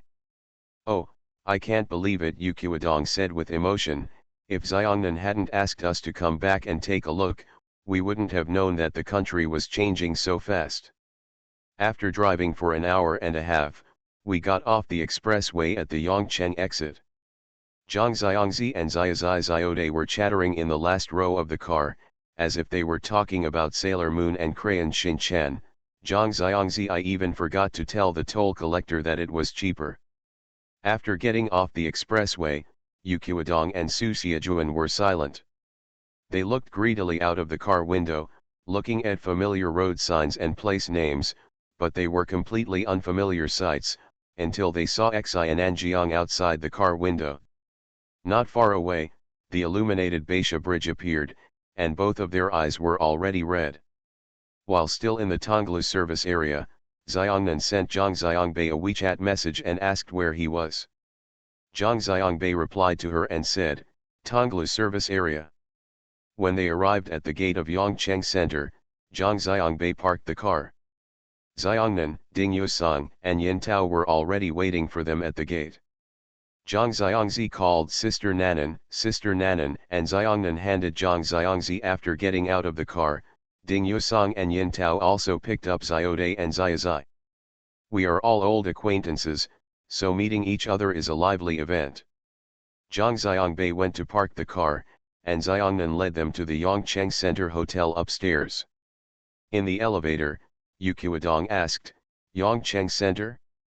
Which unit's building is this?" Xiang Nan told them that this belongs to our troop. "The whole building?" Yu Qiudong asked. Xiang Nan said, "Yes, the shopping malls and supermarkets below, the cinemas, theaters and hotels above all belong to our Yongcheng Wu opera troupe." Yu Qiudong and Su Xiajuan both shouted, "Another unexpected one." After getting the room card at the front desk, Xiang Nan told them that in half an hour, they would go to the restaurant on the 6th floor for dinner. It was ready. Yu Qiudong and Su Xiajuan quickly said thank you, thank you. After dinner with Professor Yu and his family, everyone said goodbye. Xiongnan took Zhang Xiangbei and Zhang Xiangzi back home. It was already past 11 o'clock. Lao Tan and his wife were not asleep yet. They were waiting for Zhang Xiangbei and Zhang Xiangzi. They saw Zhang Xiangzi, called her grandparents, and Mrs. Tan took her to take a bath. Zhang Xiangbei and Xiongnan also returned to their rooms to take a bath. After taking a bath, Mrs10 asked Zhang Xiangzi to sleep with her that night. Zhang Xiangzi refused to do anything and insisted on sleeping with Xiangnan. Xiangnan told Mrs10, "Grandma, go to bed and ask her to follow me." Zhang Xiangbei and Xiangnan were sitting on the sofa in the living room. Xiangnan and Zhang Xiangbei were talking about the preparations for the drama festival. Zhang Xiangbei and Xiangnan were talking about his and Xiao's trip to Henan, Hebei, Shandong and Ningxia. The two were talking, and Zhang Xiangzi fell asleep on Xiangnan's lap. When they were still out of town, Zhang Xiangbei was afraid that Xiangnan would worry, so he didn't tell her what happened that night in the small town of Pingluo, Ningxia. When he came back, he could tell her, and Xiangnan could hear it. To my surprise, I also felt that the Xiang Yun was too clever. "Show me quickly, what does she look like?" Xiangnan said. Zhang Xiangbei smiled and said, "How can I show it to you?" "You don't have any photos of her on your phone?" Xiangnan asked.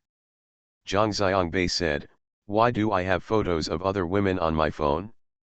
"Oh, there is one, her registration form is in my mailbox, but the photo on it is of her sister." "Oh, you don't even have her WeChat account, right?" Xiangnan said. Zhang Xiangbei also remembered, "WeChat has it, but I haven't seen her moments." As Zhang Xiangbei said, he took out his mobile phone and clicked on Xiang Evian's WeChat. There was indeed a circle of friends. Zhang Xiangbei gave the mobile phone to Xiangnan and said to her, "See for yourself." Xiangnan took the phone and scrolled. In Xiang Evian's circle of friends, there were scenery, buildings, forwarded chicken soup articles, and tables of wine and food, but there were no selfies. Xiangnan looked at it strangely, and asked Zhang to the north, "You said she's pretty." Zhang Xiangbei nodded, "It should be the good-looking type." "Then why aren't there any selfies?" Xiangnan said, "All good-looking girls should take selfies." Zhang Xiangbei laughed. The less she could see her, the more curious Xiangnan became. She shook Zhang Xiangbei's arm and said, "My dear, please think of a way to let me see her." "Do you have a problem with your orientation?" Zhang Xiangbei teased her. "If he is a handsome boy, it is normal for you to want to see him so much. If he is a beautiful woman, what do you want to see her for? If you want to see a beautiful woman, just look in the mirror." Xiangnan chuckled, "I'm just curious, dear, please think of a solution quickly." Zhang Xiangbei scratched his head and asked, "Do you really want to see it so much?" "I think so." Xiangnan nodded repeatedly, "I won't be able to sleep at night if I don't watch." "Okay, how about me having a video with her?" Zhang Xiangbei asked. Okay, Xiangnan said. Zhang Xiangbei picked up his phone, clicked on Xiang Evian's WeChat, and clicked on the video call. After a while, the other party agreed and asked Xiang Evian, "Boss, Mr. Wu told me earlier that you have returned to Hangzhou. What are your orders?" Zhang Xiangbei said, "No instructions, she is my girlfriend and she wants to meet you." Zhang Xiangbei was immediately stabbed in the waist by Xiangnan. On the other end of the phone, Xiang Yun heard Zhang Xiangbei's words and didn't expect Zhang Xiangbei's girlfriend to be there. She giggled. "Boss, your girlfriend is worried about you, right?" Zhang Xiangbei said, "Ask her yourself." As Zhang Xiangbei spoke, he gave the phone to Xiangnan. The people on both ends of the phone were caught off guard. Xiangnan couldn't help but answer the phone. Xiang Yun couldn't take back what he just said. The two people appeared in the camera. Were a little embarrassed, but they got better soon, and shouted to Evian, "Sister, you're beautiful."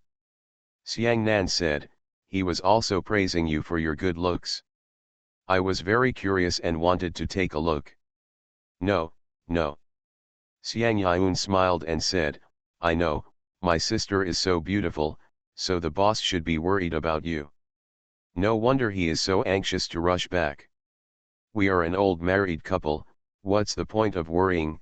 Xiangnan said, getting naughty. Let me show you, our daughter is already so old.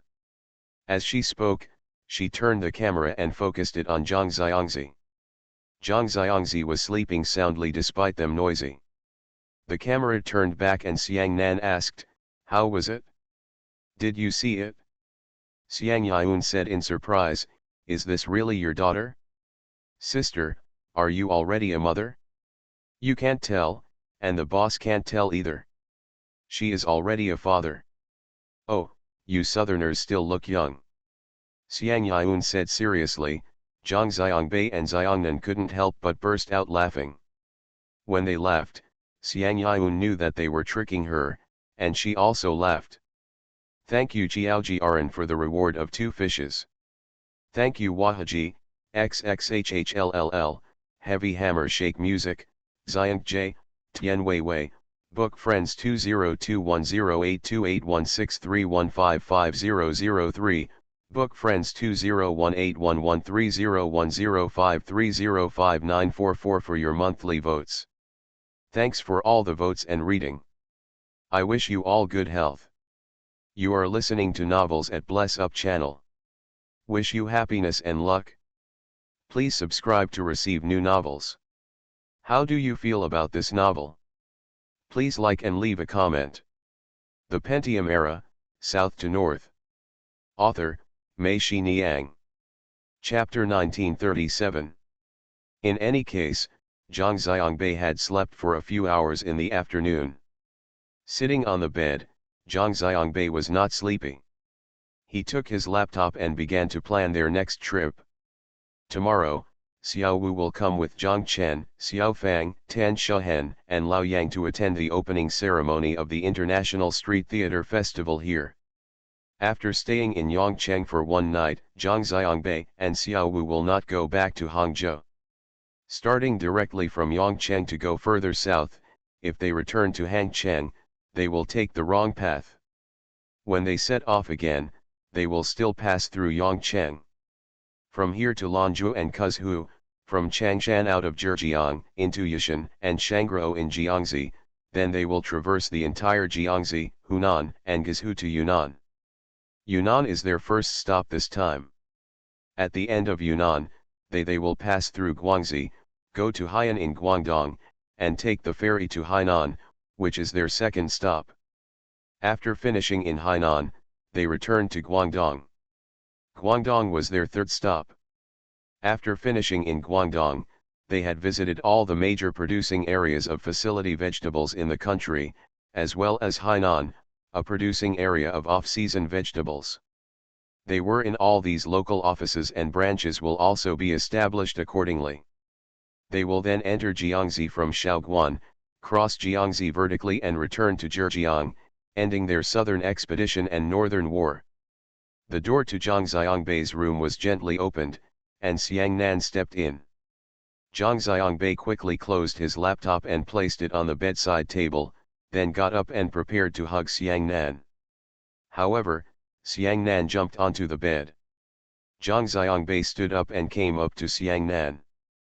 Their heads bumped into each other. They said ouch and then laughed. They quickly reached out to touch each other, but they did not touch each other perfunctorily. Next, the two people hugged each other eagerly and kissed. Zhang Xiangbei moved his hands and feet, wanting to continue. Xiangnan's mouth was still kissing Zhang Xiangbei's mouth. His head kept shaking, and he said something vaguely. He used his hand to push Zhang Xiangbei's dishonest hand away. Zhang Xiangbei continued, tilted his head back to the south, took a long breath, and then said, "No, no, I'm going back right away, Zixi will wake up." "Ignore her," Zhang Xiangbei said. "How is it possible? She won't be able to see me when she wakes up. She will cry." "That would be bad," Xiang Nan said. "If you leave, I will cry too," Zhang Xiangbei said. Xiangnan giggled, stretched out his hand to mess up Zhang Xiangbei's hair, and said to him, "You are her brother, you have to know how to let her, be good."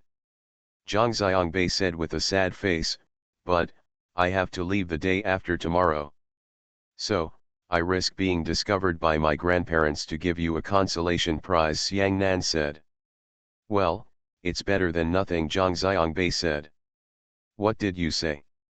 Xiang Nan raised his eyebrows and stared at Zhang Xiangbei and asked.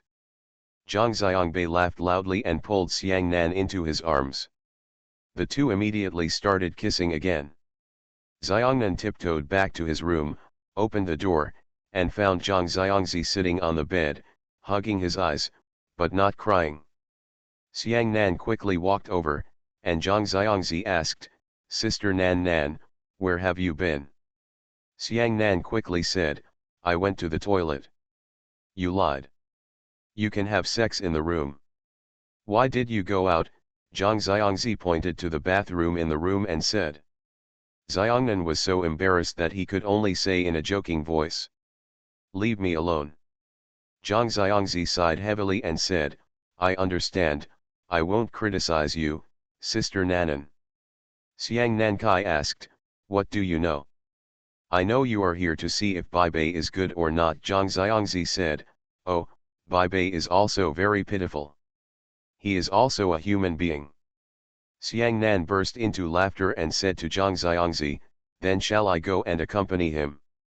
Zhang Xiangzi nodded, and then immediately said, you can hug me and go with you.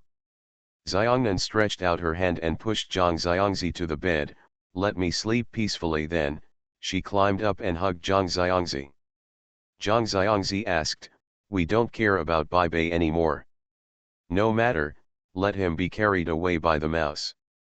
No, the mice will bite Bai Bei, Zhang Xiangzi shouted, let Snow White take Bai Bei away.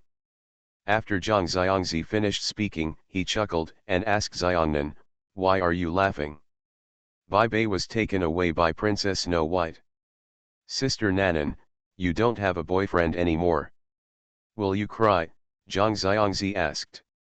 You're crying, why don't you sleep with me? Xiangnan hugged Zhang Xiangzi tightly and cursed, you are a brat, but you still know everything.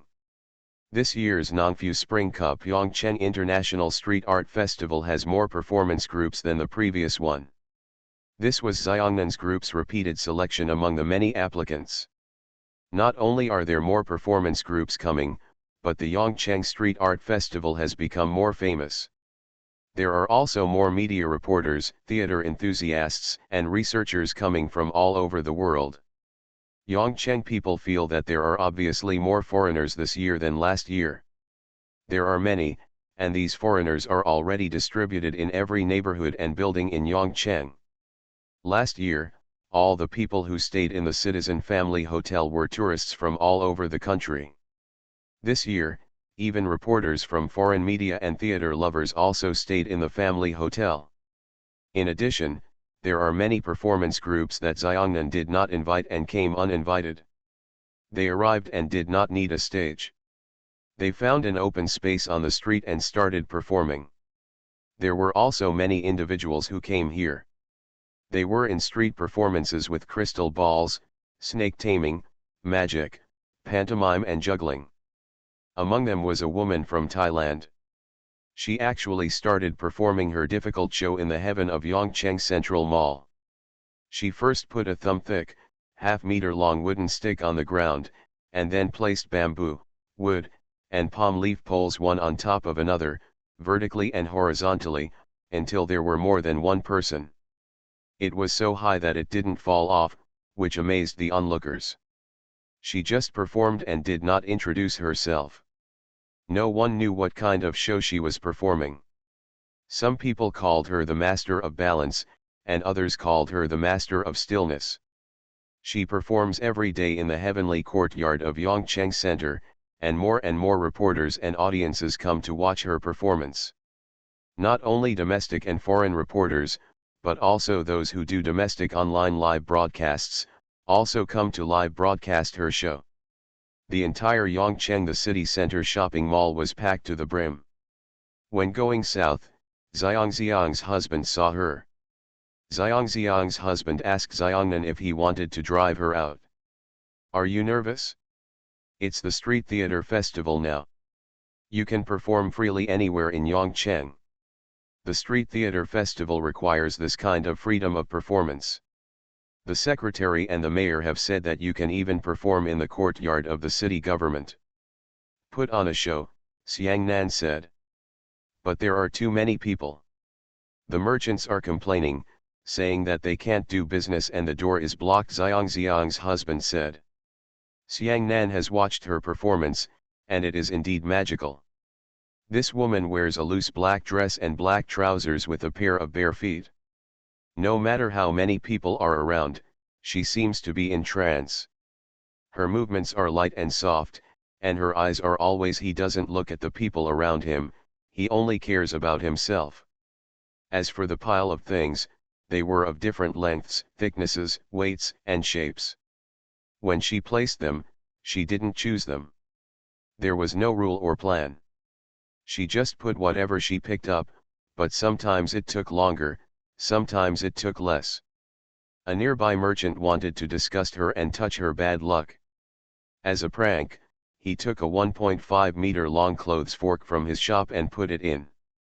She didn't take it seriously when she picked it up.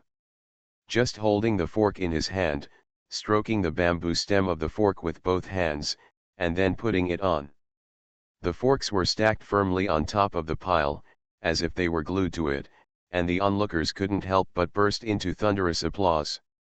But she turned a deaf ear to the applause and continued to display her things. Some people say that this woman seems not to be breathing. Because she is so close, she cannot feel the sound of her breathing. Everyone agrees with this statement and feels that only someone who should not breathe can achieve the level she does. Otherwise, a single breath may cause the thing in front of you to lose its balance and collapse. Everyone was even worried that the air conditioning in the mall and their own applause would blow her still lives over and knock them down. Therefore, it wasn't too exciting and they couldn't bear it. No one applauded or even dared to speak. They just looked at her quietly. She also seemed to have magical powers when performing, making the hundreds of people present hold their breath for a moment, as if no one existed. This woman also came here on her own. No one knew her name or where she came from. But some people from Meiwanling said that she was staying in a family hotel there. When she registered, the passport was from Thailand, and then it spread. A TV reporter came over to talk to her after she finished her performance, put the pile of sundries neatly away, and was about to leave, and invited her to perform at their TV station. She smiled, shook her head, and refused. Xiang Nan brought a Thai translator with him and told her that he was from the organizing committee of the theater festival and wanted to know some basic information about her so that they could send her an invitation letter at the theater festival next year and welcome her to come again. The translator told her all these meanings. She looked at Xiangnan quietly, and Xiangnan looked at her. Xiangnan felt that her eyes were very deep, bottomless. Her lips were very thin, pursed lightly, and there was no response. Xiang Nan felt a little scared. She asked the translator, could she not be from Thailand?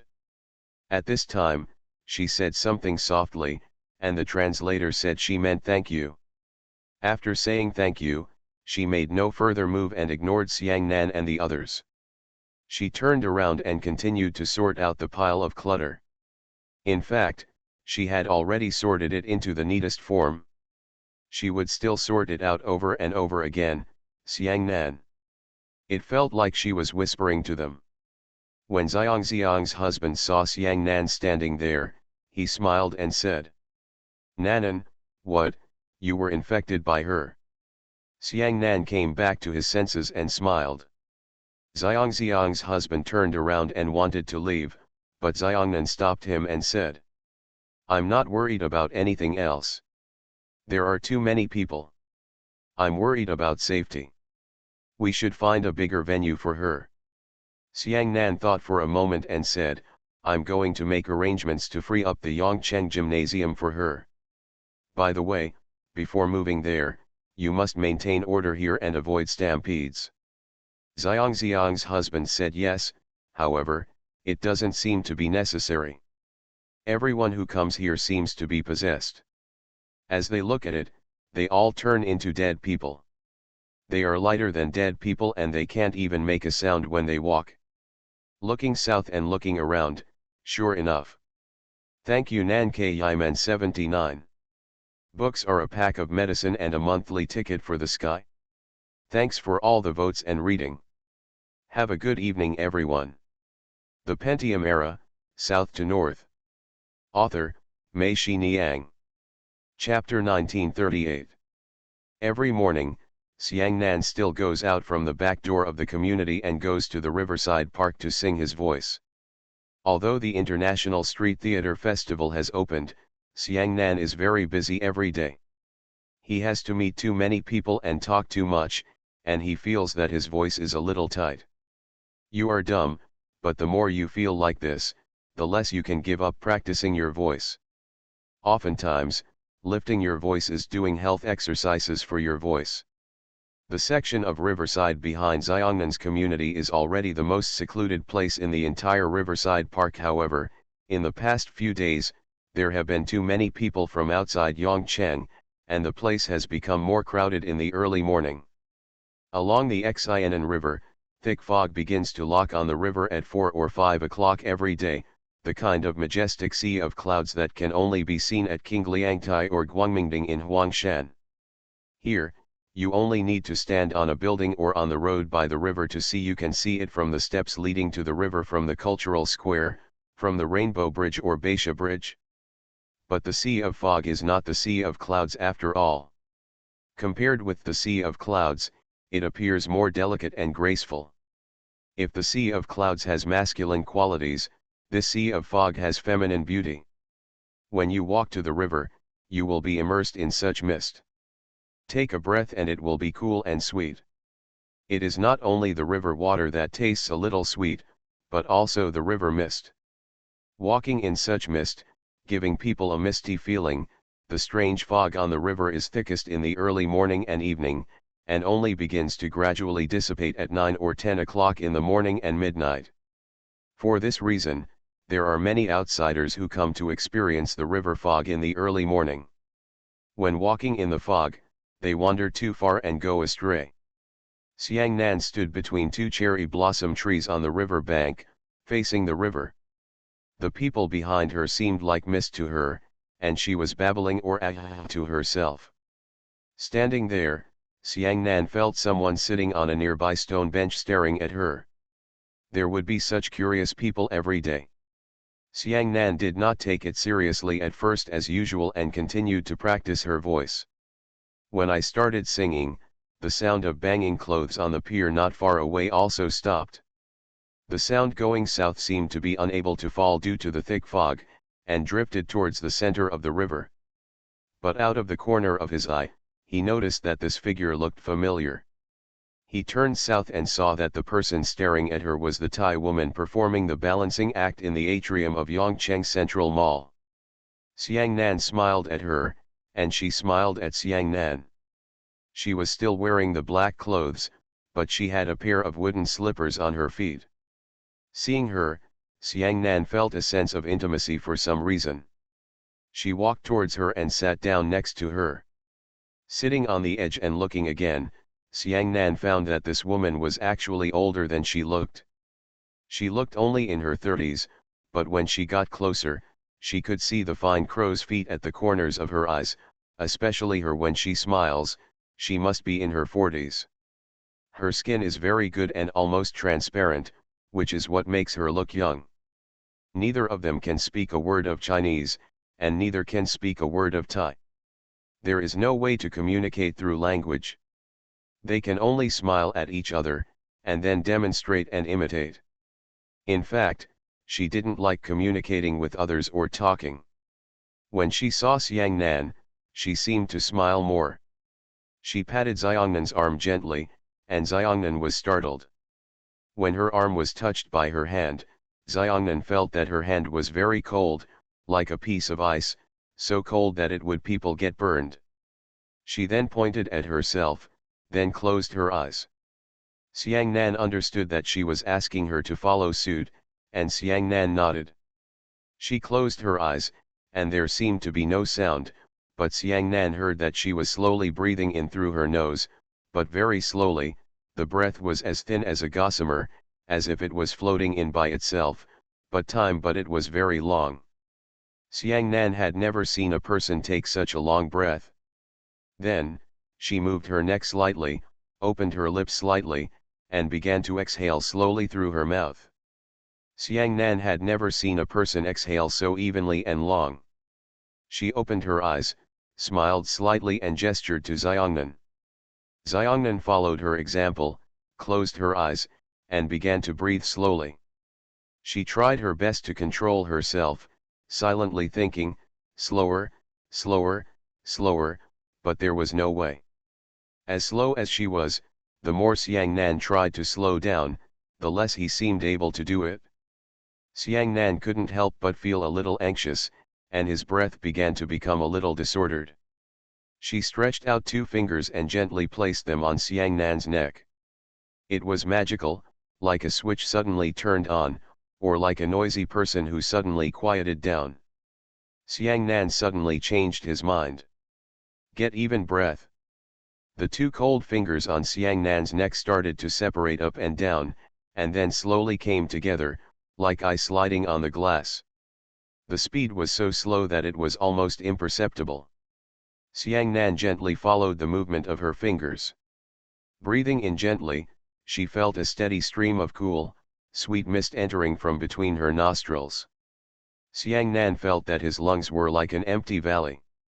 The breath that came in continuously slowly filled the valley, but it did not feel bloated and stuffy, but like a hollow filled with gas.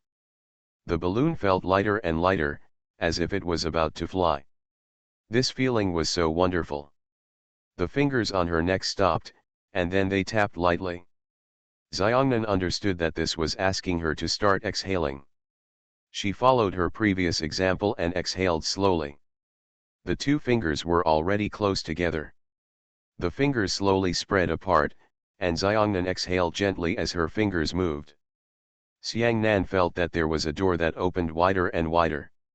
Although her eyes were closed, her eyes became brighter and brighter.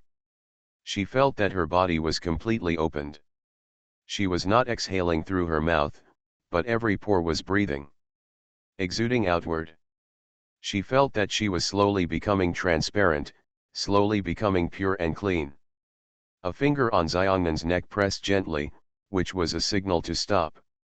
Then he guided Xiongnan to start inhaling and then exhaling. Xiongnan was completely immersed in his own breathing, even to her. I don't know when those 2 fingers left. Xiang Nan was intoxicated, immersed in a beautiful dream and reluctant to wake up. When she slowly opened her eyes, she saw the woman looking at her gently and smiling. Xiang Nan knew that she was teaching her how to adjust her breath, so Xiang Nan said thank you. The woman turned her head and looked at the fog in front of her. Her eyes penetrated into the depths of the fog, as if searching for its source. They could hear the sound of the river flowing under their feet, but they couldn't see the surface of the river. The smile disappeared from her face little by little.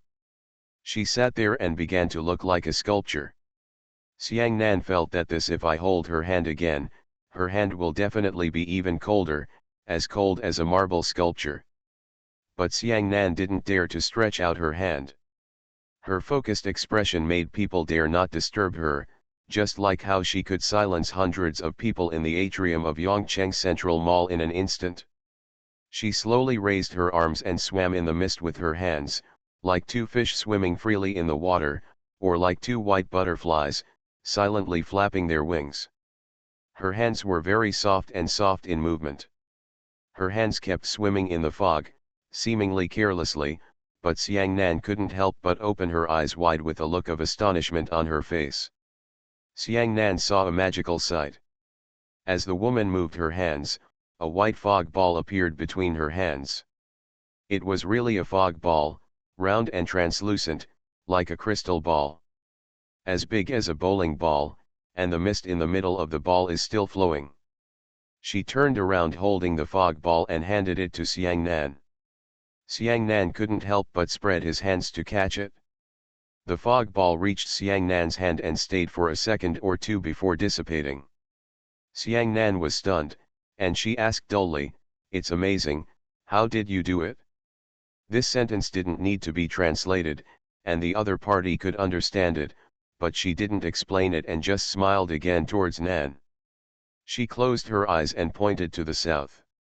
Xiangnan understood that this was teaching her to immediately pull herself away from the surprise. Xiangnan closed her eyes and began to inhale and exhale according to what she had taught herself before. The person immediately calmed down, and seemed to feel that his surprise just now became very distant.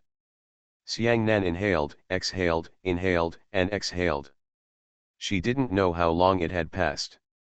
When she opened her eyes, she found that she was alone on the stone bench. That woman, she didn't know when, had quietly leaving silently. Xiangnan didn't feel anything at all. She stood up and looked around. There was white fog all around. She had long been lost in the depths of the cloud. Xiangnan sighed softly. Xiangnan looked at her watch. It was almost 8 o'clock, well past the time she had to leave every day. But for some reason, Xiangnan was a little nostalgic for this place today and didn't want to leave for a moment. She stood between two cherry blossom trees and began to continue practicing her voice. Xiangnan was surprised to find that her breath was particularly long and her singing voice was floating, as if it could sweep across the wide river and reach the mountains on the opposite side. Only then did Xiangnan realize that the woman who was standing by her just now discovered that she had a problem adjusting her breath when practicing her voice. She taught herself how to stand there, inhale, then exhale, and then started babbling, ah, ah, ah, ah, ah, ah, ah, ah, ah, ah, ah, ah, ah. She felt like her voice could go on and on without end. I had to leave. Xiangnan looked around, but still didn't see that figure. Xiangnan was a little disappointed, and walked back, feeling full of gratitude to her. She thought about the fog ball she had just created with her hands, and handed it to I. Felt that my chest was filled with a kind of thoroughness and gentleness, as well as a hint of sadness. Unknowingly, Xiangnan's eyes became moist. When Xiangnan returned home, he had no time and didn't even have time to eat breakfast, so he hurried into the room and changed clothes.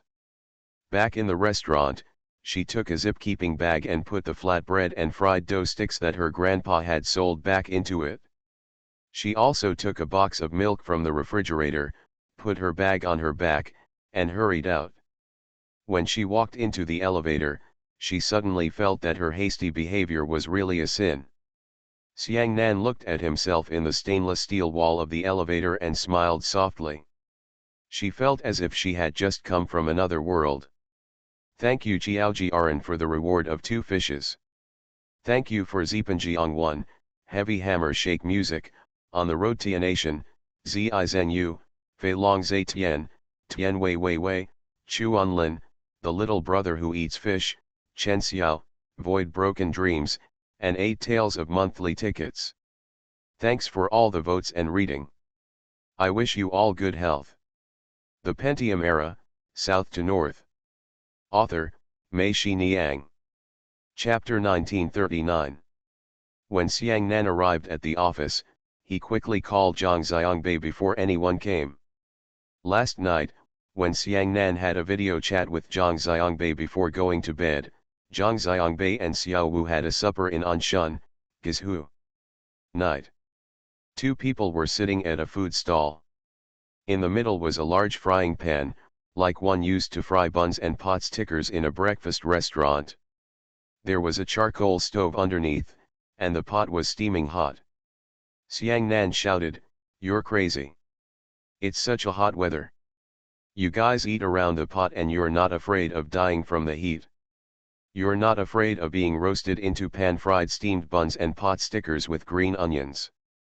Zhang Xiangbei and Xiangnan said that this is called a pancake, beef, shrimp, chicken, and vegetables, everything is put in this pot, fried like pancakes, so delicious.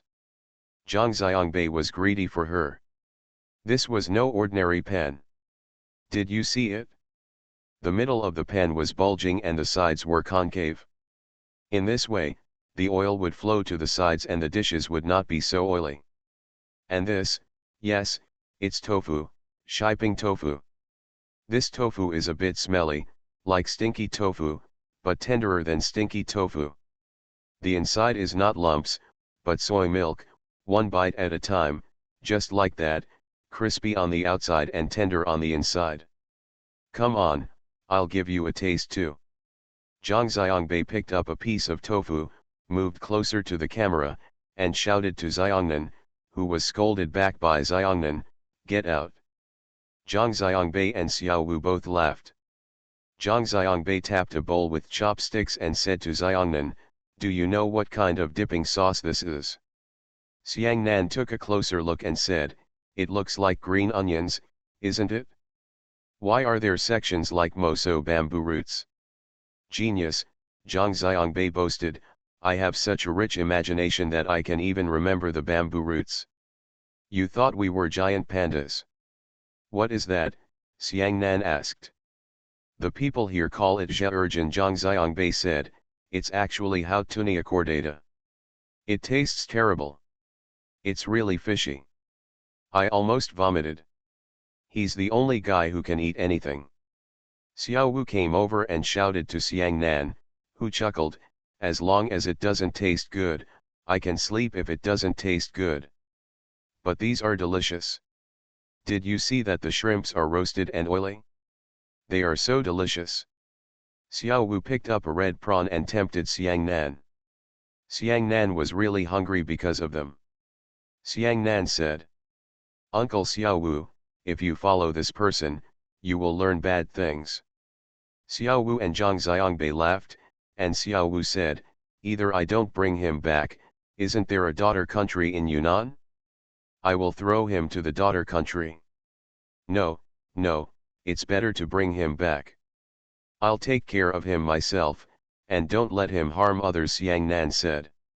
Xiangnan then confessed, "Zhang Xiangbei, after dinner, you will stay in Anshan for the night. Don't drive all night, do you hear me?" Zhang Xiangbei said, "Okay, I understand. Then I'll go to bed and you can eat," Xiangnan said. "Don't you want to take another look?" Zhang Xiangbei asked.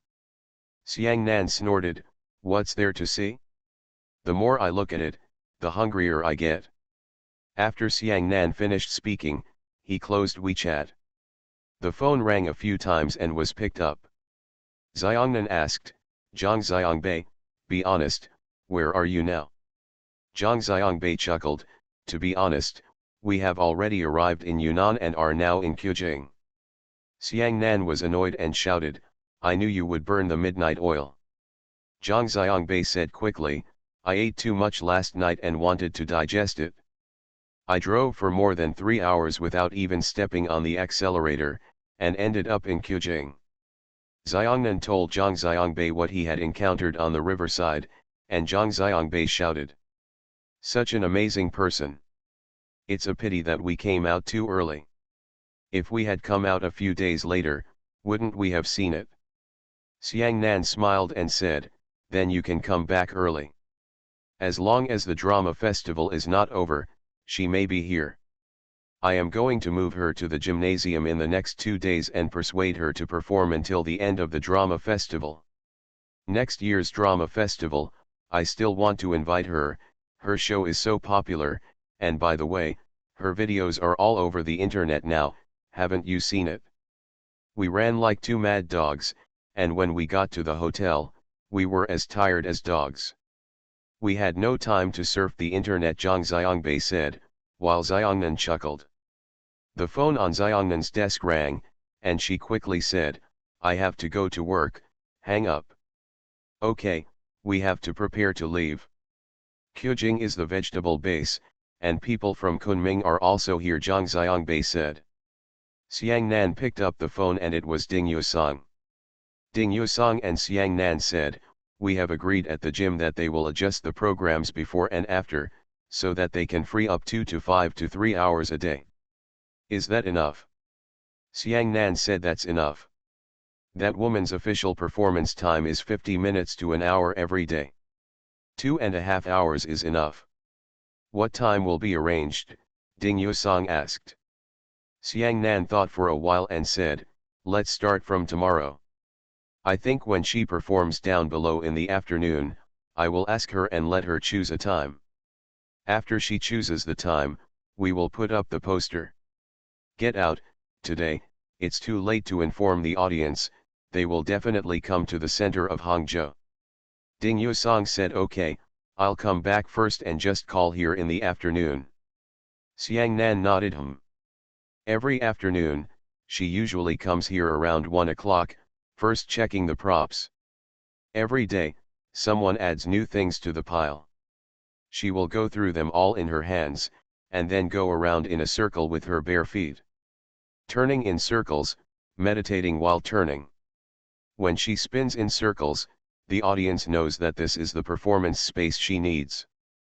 The audience cooperated very well and voluntarily exited the circle. Those who came first also sat down, formed a circle, and used their bodies to block the audience coming behind them. At 1 o'clock, Xiang Nan called a Thai translator and went down with her. There were already many spectators waiting in the atrium of the shopping mall below. Although the woman had not arrived yet, they were already sitting in a circle. This was not the first time for many viewers, and everyone knew how much space she needed, and it was reserved for her.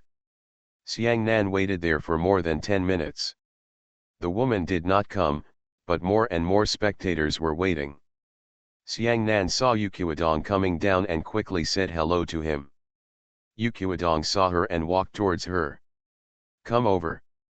Professor Yu, why are you alone? Xiang Nan asked Yuqiwadong when he didn't see Su Xiajuan and Xiaozai Xiode. Yuqiwadong said, Su Xiajuan took her 2 children to a tour group organized by the city government and went to Dasi Rock and Linky Cave. I have climbed in and out of these 2 places since I was a child. If I don't want to go, why not come and see them? This show. Have you already come to see it? Xiang Nan asked. Today is the 3rd time. It's incredible. Although it is theoretically possible and everything has a balance point and fulcrum, in fact, it is very difficult to find this balance point and fulcrum. Think about it, every time she adds another one or something to the top, she has to consider not just the one she just put, but all the center of gravity and balance points below will shift. You have to take that into consideration, otherwise it will pour it out. Such a complicated problem can only be solved by a computer. I didn't expect that someone could do it. Yuqiwadong kept praising. Professor Yu, why can computers do it but it's difficult for people to do it? Xiang Nan asked. Computers alone are not enough. We need to rely on many other things, such as radar and various sensors, etc., to measure the distance in the entire space, as well as wind speed and even temperature and humidity. In a few years, no one will with driving skills, you can make a bicycle run on the street by itself without anyone riding it. Further, you can make a feather fly in the sky all the time, or make various movements, but all of these are based on the results of a large number of computer calculations. How can it be possible for humans? If all these calculation steps are written down, what paper it can fill a whole room. Watching her performance is really frustrating and exciting at the same time, Yuqiwadong concluded. Why? Xiang Nan asked. Frustration means that our understanding of ourselves is too shallow. For such a seemingly simple thing, I think no one in this world has the ability to explain it clearly. Excitement means that she lets us know that there are still many things about people. The potential has not been explored at all, and human perception and potential are far beyond our current cognitive scope, Yuqiwadong said. Xiang Nan nodded. The 2 people stood there talking. It was already 1:30, but the Thai woman still didn't come, and the waiting audience became anxious. Yuqiwadong looked at his watch and said, I won't be here today. How do you know? Xiang Nan asked. Everyone has their own fixed biological clock. She chooses this time to perform every day. It must be this time, when her perception is the most sensitive. Yuqiwadong said, she may have caught a cold today, which will affect her play, so she gave up today. Impossible, she can't catch a cold today, Xiangnan said. Now it was Yuqiwadong's turn to ask, how do you know? I saw her in the morning, by the river, and stayed with her for a while, and discovered something even more magical, Xiangnan said.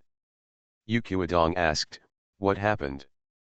Xiangnan looked around and saw that there were many people here. Xiangnan said, I'll talk to you later. Xiangnan saw Xiangxiang's husband and waved to him. Xiangxiang's husband ran over and Xiangnan said to him, there will be no performance today.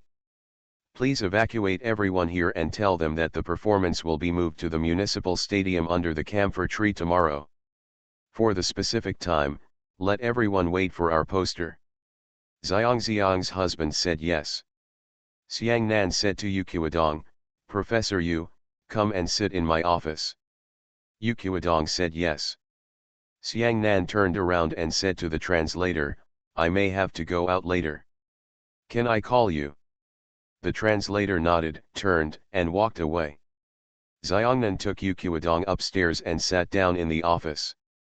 Xiangnan told Yuqiwadong about the Thai woman he met by the river in the morning, especially the fog ball. Exclaimed. This is another thing that is theoretically possible, but I didn't expect people could accomplish it. Xiangnan also told Yuqiwadong that the woman's hands were extremely cold. Xiangnan said, I have never encountered anyone with such cold hands. Yuqiwadong thought for a moment and said, she may be fasting or inebriate. What do you mean? Xiangnan asked. Fasting is one of the natural therapies of yoga. It means to continuously reduce food until it is completely cut off, and eat nothing. Every day, through yoga, pranayama, bandha, cohesion, awakening, awareness, meditation, and other exercises, you can make yourself happy. Replenish qi and blood energy, Yuqiwadong said. Bigo is our Taoist practice, which is similar to yoga. It also replenishes energy through various qi collection methods and self-psychological suggestion. For people who are fasting or fasting, their blood circulation will slow down and their body temperature will drop, just like some animals do when they hibernate, so their hands will be particularly cold.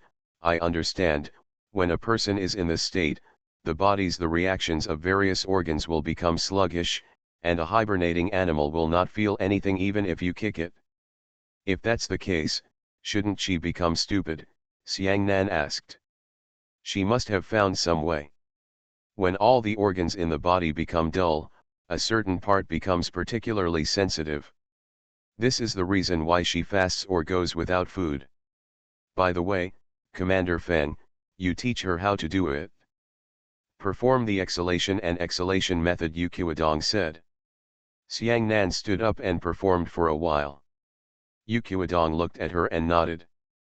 After Xiangnan finished her performance, Yuqiwadong asked her, Captain Feng, do you feel anything different when you breathe like this? Xiangnan said yes, and she told Yuqiwadong her feelings. Yuqiwadong smiled and said, if you do this more often in the evening, you might not even feel hungry even if you skip dinner. Thanks for the tip, wooden man. Thank you to the little brother who eats fish, the traveler Ye Buzan, LHT. SBC, Zi Zheng said, no future but only remember the original intention, and book friend 20210828163155003 for your monthly votes. Thanks for all the votes and reading. Have a good evening everyone. You are listening to Novels at Bless Up channel. Wish you happiness and luck. Please subscribe to receive new novels. How do you feel about this novel? Please like and leave a comment. The Pentium Era, South to North. Author, Mei Shi Niang. Chapter 1940. Xiangnan was still thinking about that Thai woman. What happened today that made her not come to the performance? She was fine when I met her by the river in the morning. Of course she wasn't sick as Professor Yu said. So what could be the reason? Xiangnan's heart trembled. Could it be that she has left? She seems to not belong to this world in the first place. Whether she appears or disappears suddenly, isn't it normal? Originally, she came uninvited. Xiang Nan asked her to leave information that day and invite her to come next year, but she didn't agree at the time. When Xiang Nan thought of her, he thought of the 4 words maverick. She is really unique. Even now, her videos are overwhelming on the internet, and no one knows more about her. Those TV stations that invited her one by one, including Mango Channel and Oriental Channel, which are most fond of doing such strange programs, all failed in the end. She did not accept the invitation of any TV station, nor did she accept any interview from any print media. Sitting there, Xiang Nan felt a little uneasy. She asked Yu Qiudong, "Professor Yu, are you interested in finding her with me? Move her performance venue to the gymnasium." I made the decision without even talking to her. Yu Qiudong shouted, "Okay."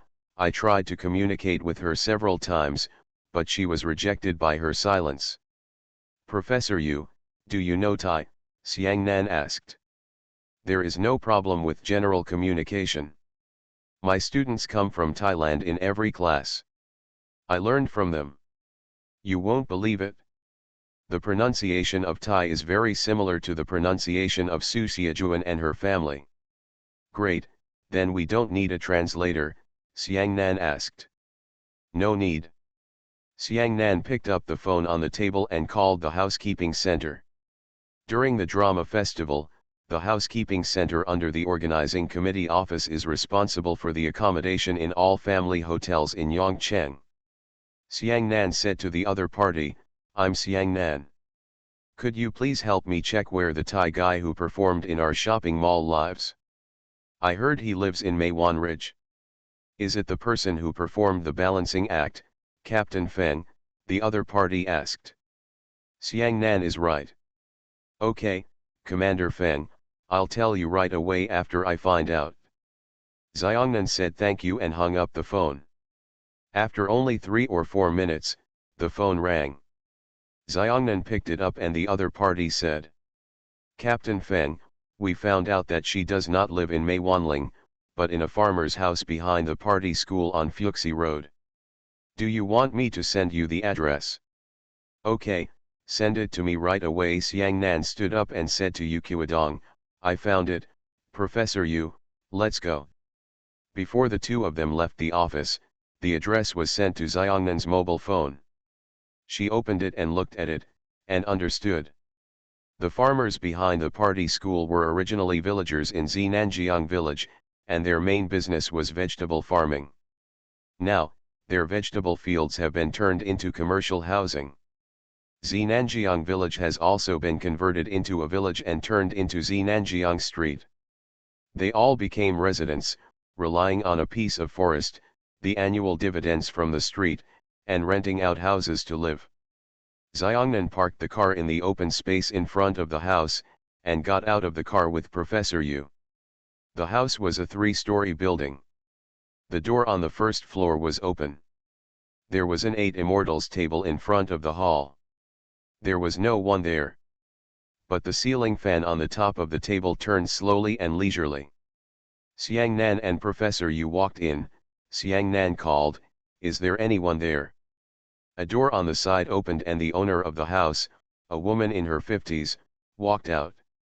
She was stunned for a moment when she saw Xiang Nan and asked, "Are you?"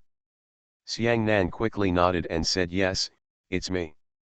Needless to say, this woman has watched Xiang Nan's performances and seen Xiang Nan on local TV stations and newspapers. She knows who she is, and who makes Xiang Nan a celebrity in Yongcheng.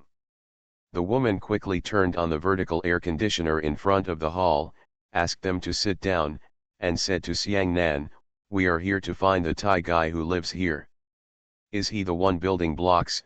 the woman asked. Xiang Nan was right, and it was right to say that she was building blocks. "She seems to have gone out. I'll go upstairs and show you." The woman turned around and left. When she reached the stairs, she said again, "Pour the water from the water dispenser yourself." Xiang Nan smiled and said thank you.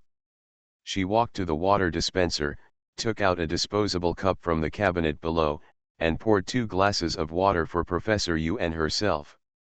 When she came back, she put the water on the 8 immortals table, walked over and closed the door. The front of the hall suddenly became dark. She turned on the light again and turned off the ceiling fan. Then she came back and sat down with Yuqiwadong on both sides of the 8 immortals table. The woman came down and told them that she was not here. She was not in the room and she had not come back yet. She's still living here and hasn't checked out, Xiang Nan asked. The woman said no. Then do you know where she might have gone? It must be on the mountain behind. If it's morning, she will go to the riverside and not anywhere else, the woman said. She is here and she has no other acquaintances. You are the first to find her. Wait here. She will be back. She lives here. Do you get along well? Xiang Nan asked. Okay, she's a nice person, but a little weird, like a fairy, the woman said. What's wrong?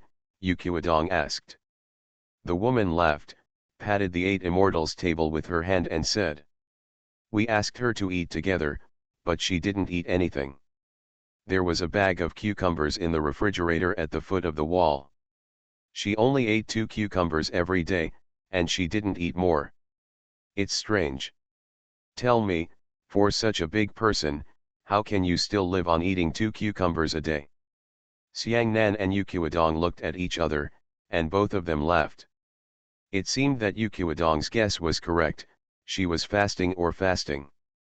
Xiang Nan and the others waited for 20 minutes. The Thai woman came back, opened the door and came in. She was stunned when she saw them, and then smiled at them. Xiang Nan was a little surprised when he saw her. She saw that her dress today was a bit unexpected. She was wearing a pair of jeans, a black t-shirt on her upper body, and a pair of travel shoes on her feet. The most different thing was that her face looked different today. Her face was rosy, no longer pale and transparent, which made her look younger and more lively. She came over and sat down on the other side of the 8 immortals table, so that each of the 4 people occupied one side of the table. She stretched out her hand and held Xiang Nan's hand. It's so cold, I don't know if it's because I'm used to it. Yuqiwadong introduced himself. Although Xiang Nan and Xiang Nan knew each other, Yuqiwadong still introduced Xiang Nan. She put her hands together and gestured to Yuqiwadong and Xiang Nan respectively, and said something to Yuqiwadong. Yuqiwadong told Xiang Nan that she said her name was Namua. I just went hiking. Sorry for keeping us waiting. Xiang Nan quickly said it doesn't matter, it doesn't matter. Xiang Nan found that Namu seemed to be cheerful today. How can I put it, more worldly, no longer incompatible with this world, existing alone in her own world. She talked more and was willing to communicate with people. Xiang Nan asked Namu why he didn't go to the performance today. Namu told her, I drank milk and ate bread today, and the bread here is delicious. Namu laughed as he spoke, a little innocently, as if drinking milk and eating bread was such a great thing. Not only Xiang Nan was curious, but Yuqiwadong was also curious and asked Namu, is there any difference between drinking milk and eating bread?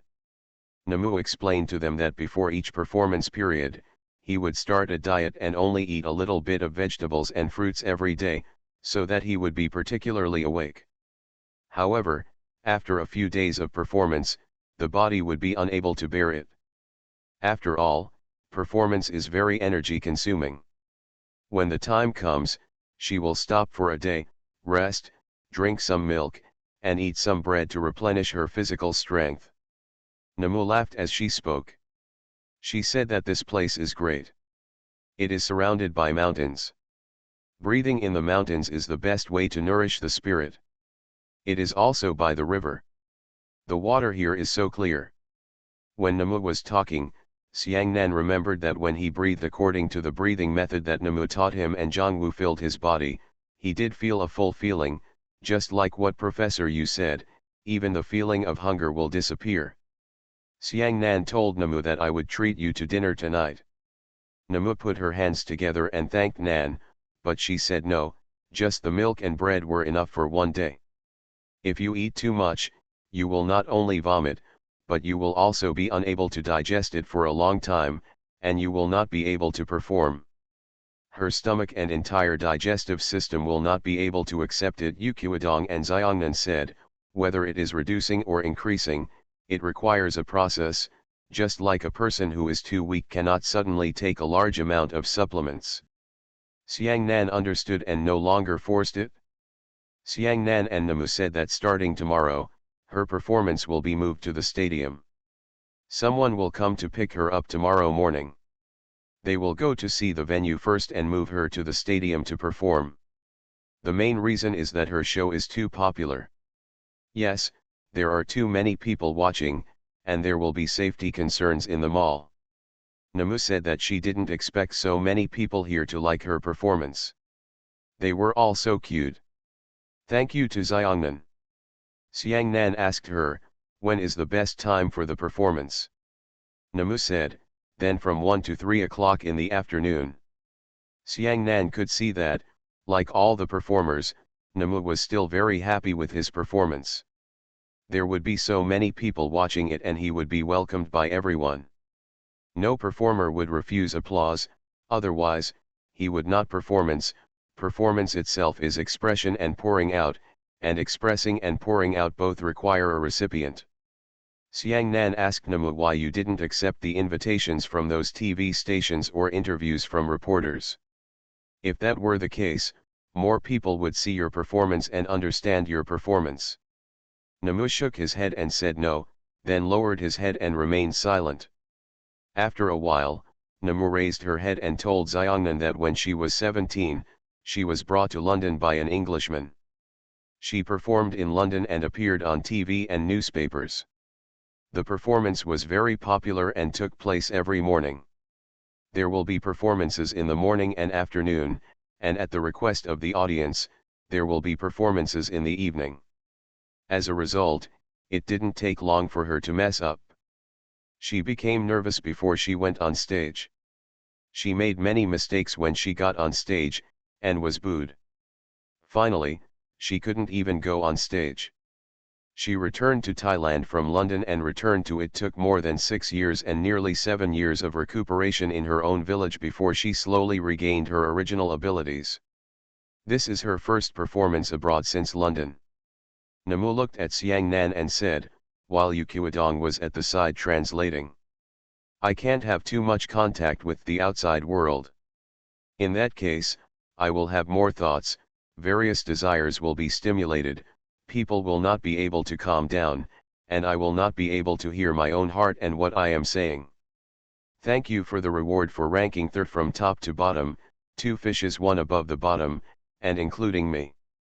Thank you Zipanjiang 1, Dragon King 12377, Captain Jim, Tian Wei Wei Wei, Tamagotchi, Fish Eating Brother, Lao Shenza Sang, and Book Friends 20181130105305305944 for your monthly votes.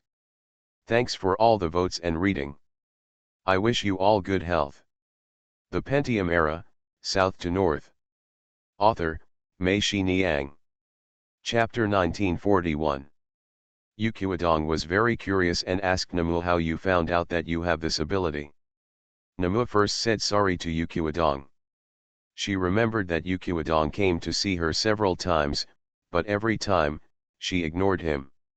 Namu said that when she was preparing for a performance or performing, including the end of the performance, she remained silent and did not make any violent movements, otherwise she would be interrupted.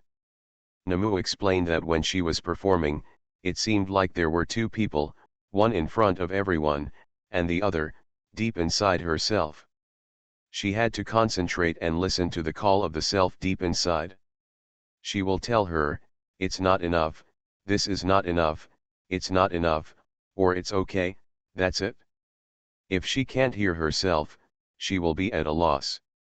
This is why she sometimes stops in the middle of a performance and stands there quietly.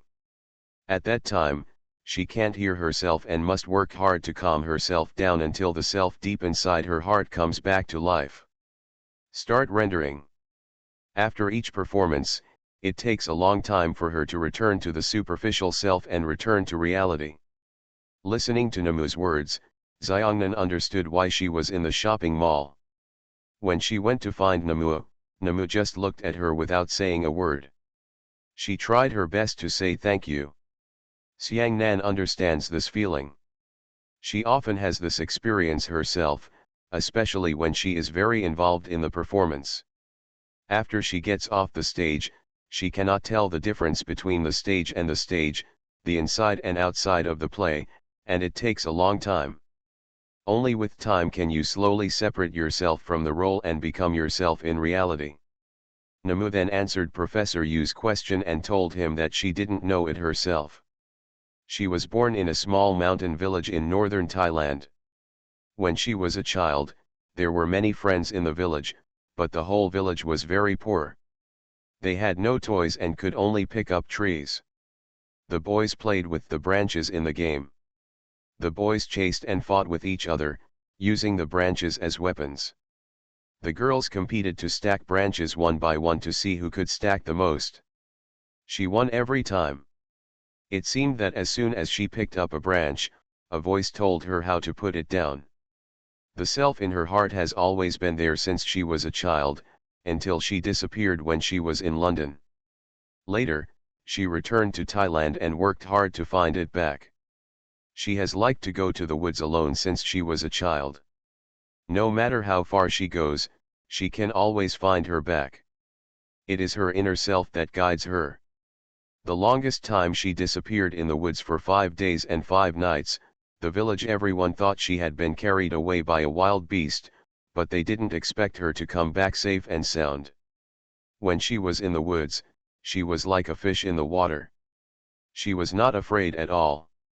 Even at night, if a wild beast was howling not far from her, she would not be afraid. She always felt that there was someone with her. Together.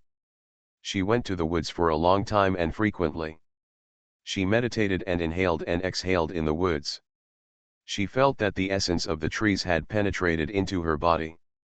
Even if she didn't eat anything for a day, she would not feel hungry. As she gets older, her inner self also grows up, and her abilities are increasing day by day, but she doesn't know it herself, and thinks that what she can do, many other people can do it too. It was okay, but she was still wondering why the other children in the village couldn't do it. It wasn't until she later went to town and Chiang Mai that she discovered that her abilities were unique. Others couldn't do what she could do. In this way, she worked hard to develop in a direction that others couldn't do.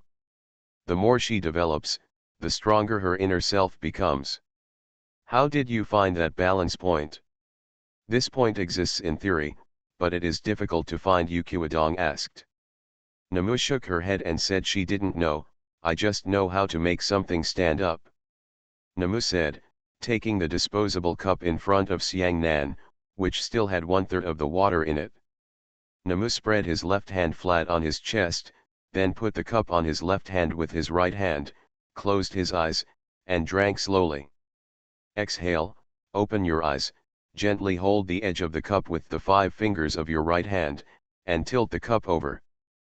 Put down both hands, put the back of your left hand on the table, then close your eyes slightly, and start breathing slowly.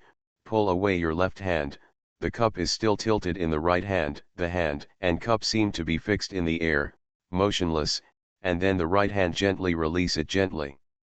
Xiangnan, Yu Qiudong and the landlord were all stunned.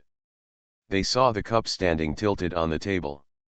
Xiangnan didn't even dare to breathe out for fear of knocking over the glass of water. She stretched her head and saw that the water in the glass was as calm as a piece of glass. Namu reached out and leveled the cup. The 3 of them let out a long sigh, and the landlord shouted, "Did you see a ghost? Did you see a ghost? Why is the cup standing like this?" She picked up the cup, raised it and looked at the bottom of the cup. She didn't believe it, so she touched the bottom of the cup with her hand. She also put her hand in front of her nose and sniffed to confirm that there was nothing at the bottom of the cup. She looked at Namu, then at Xiangnan and Yuqiwadong. She still didn't believe it. She reached out and wiped the place where she had just put the cup. There was nothing there. She turned her head to look at it. She still didn't believe it. She stretched out her hand on that place. Rubbing the table with her hands, the other three people were all amused by her actions. Xiangnan said, "This is your own table at home, you still don't believe it?" "No, no." The landlord tilted his head and asked, "Did you see that she just stood the cup up here like this?" Xiangnan said, "Yes, you read that right." "How is it possible? Tell me, how is it possible?" the landlord murmured. "Theoretically it's possible," Yuqiwadong said. "Someone actually did it," Xiangnan added, and both of them laughed. Yuqiwadong told the landlord, "Don't look weird and call your family and neighbors over in the evening and ask her to perform for you. That way, you are disturbing her. Do you understand?" I know, that will drive away the ghost in her heart," the landlord said. "If they want to watch it, let them go to the gymnasium to watch it. It's free anyway." Xiangnan and Yuqiwadong both laughed, and Yuqiwadong said, "Yes, that's the truth." Yuqiwadong translated their conversation to Namu. After hearing this, Namu clasped his hands and bowed to the landlord. The landlord quickly imitated her and bowed back with his palms clasped together. Everyone laughed again. The landlord clicked his tongue and said, "I still don't believe it. I really saw a ghost." Yuqiwadong translated the landlord's words to Namu. Namu looked around, and then stood up. On either side of the eight immortals' table was a long stool. Namu picked up the stool he was sitting on just now, and held it with both hands. Holding the stool, she closed her eyes and waited, then raised it and put her face against the stool, as if listening to what the stool was saying to her. She put one foot of the stool on the ground and tilted the entire stool to the ground. She closed her eyes and breathed in and out slowly. At first, the hand holding the stool trembled slightly, and then became motionless. Namu opened his eyes, breathed a sigh of relief, and let go of his hand. The long bench stood with one foot on the ground and tilted there. The three people here couldn't help but applaud. The stool fell down as if it was frightened. Fortunately, Namu had quick eyes and quick hands and caught it. "I believe it, I believe it, I really saw a ghost," the landlord shouted. "I never thought that after living for more than 50 years, I can really see ghosts." Yuqiwadong smiled and said, "I'm almost 50 and it's the first time I've seen him. It's amazing." Namu came back with the stool and sat down again. The landlord said to Yuqiwadong, "Ask me, I must know, how did she do it?" Yuqiwadong said, "Yes, I will help you translate." Yuqiwadong said. Namu shook her head. She said, "I don't know, there was a voice telling me to let go, I let go, and it stood there." "It's her ghost calling her again," the landlord muttered. Namu looked at Xiangnan and said something. Yuqiwadong said, "She asked you, how are you practicing?" Xiangnan said, "I practiced for 2 mornings and the effect is very good." "Thank you, Namu." Namu smiled at Xiangnan and told her that practicing more would be good for girls' health. Xiangnan said that it is not only good for the body, but also feels that it has a great impact on his voice. His voice can travel far and his breath is long. "By the way, Namu, I have one more request when I come this time," Xiangnan said. Namu asked Xiangnan to say. Xiangnan said to Namu, "Can I ask you to be the consultant of our troupe?" "As a consultant?" Namu was confused. She smiled and said, "I can't even understand the opera you are singing, and I can't sing either. What can I teach you?" Xiangnan said, "Just teach the people in our group how to regulate their breath. Your method will be of great help to the opera singers."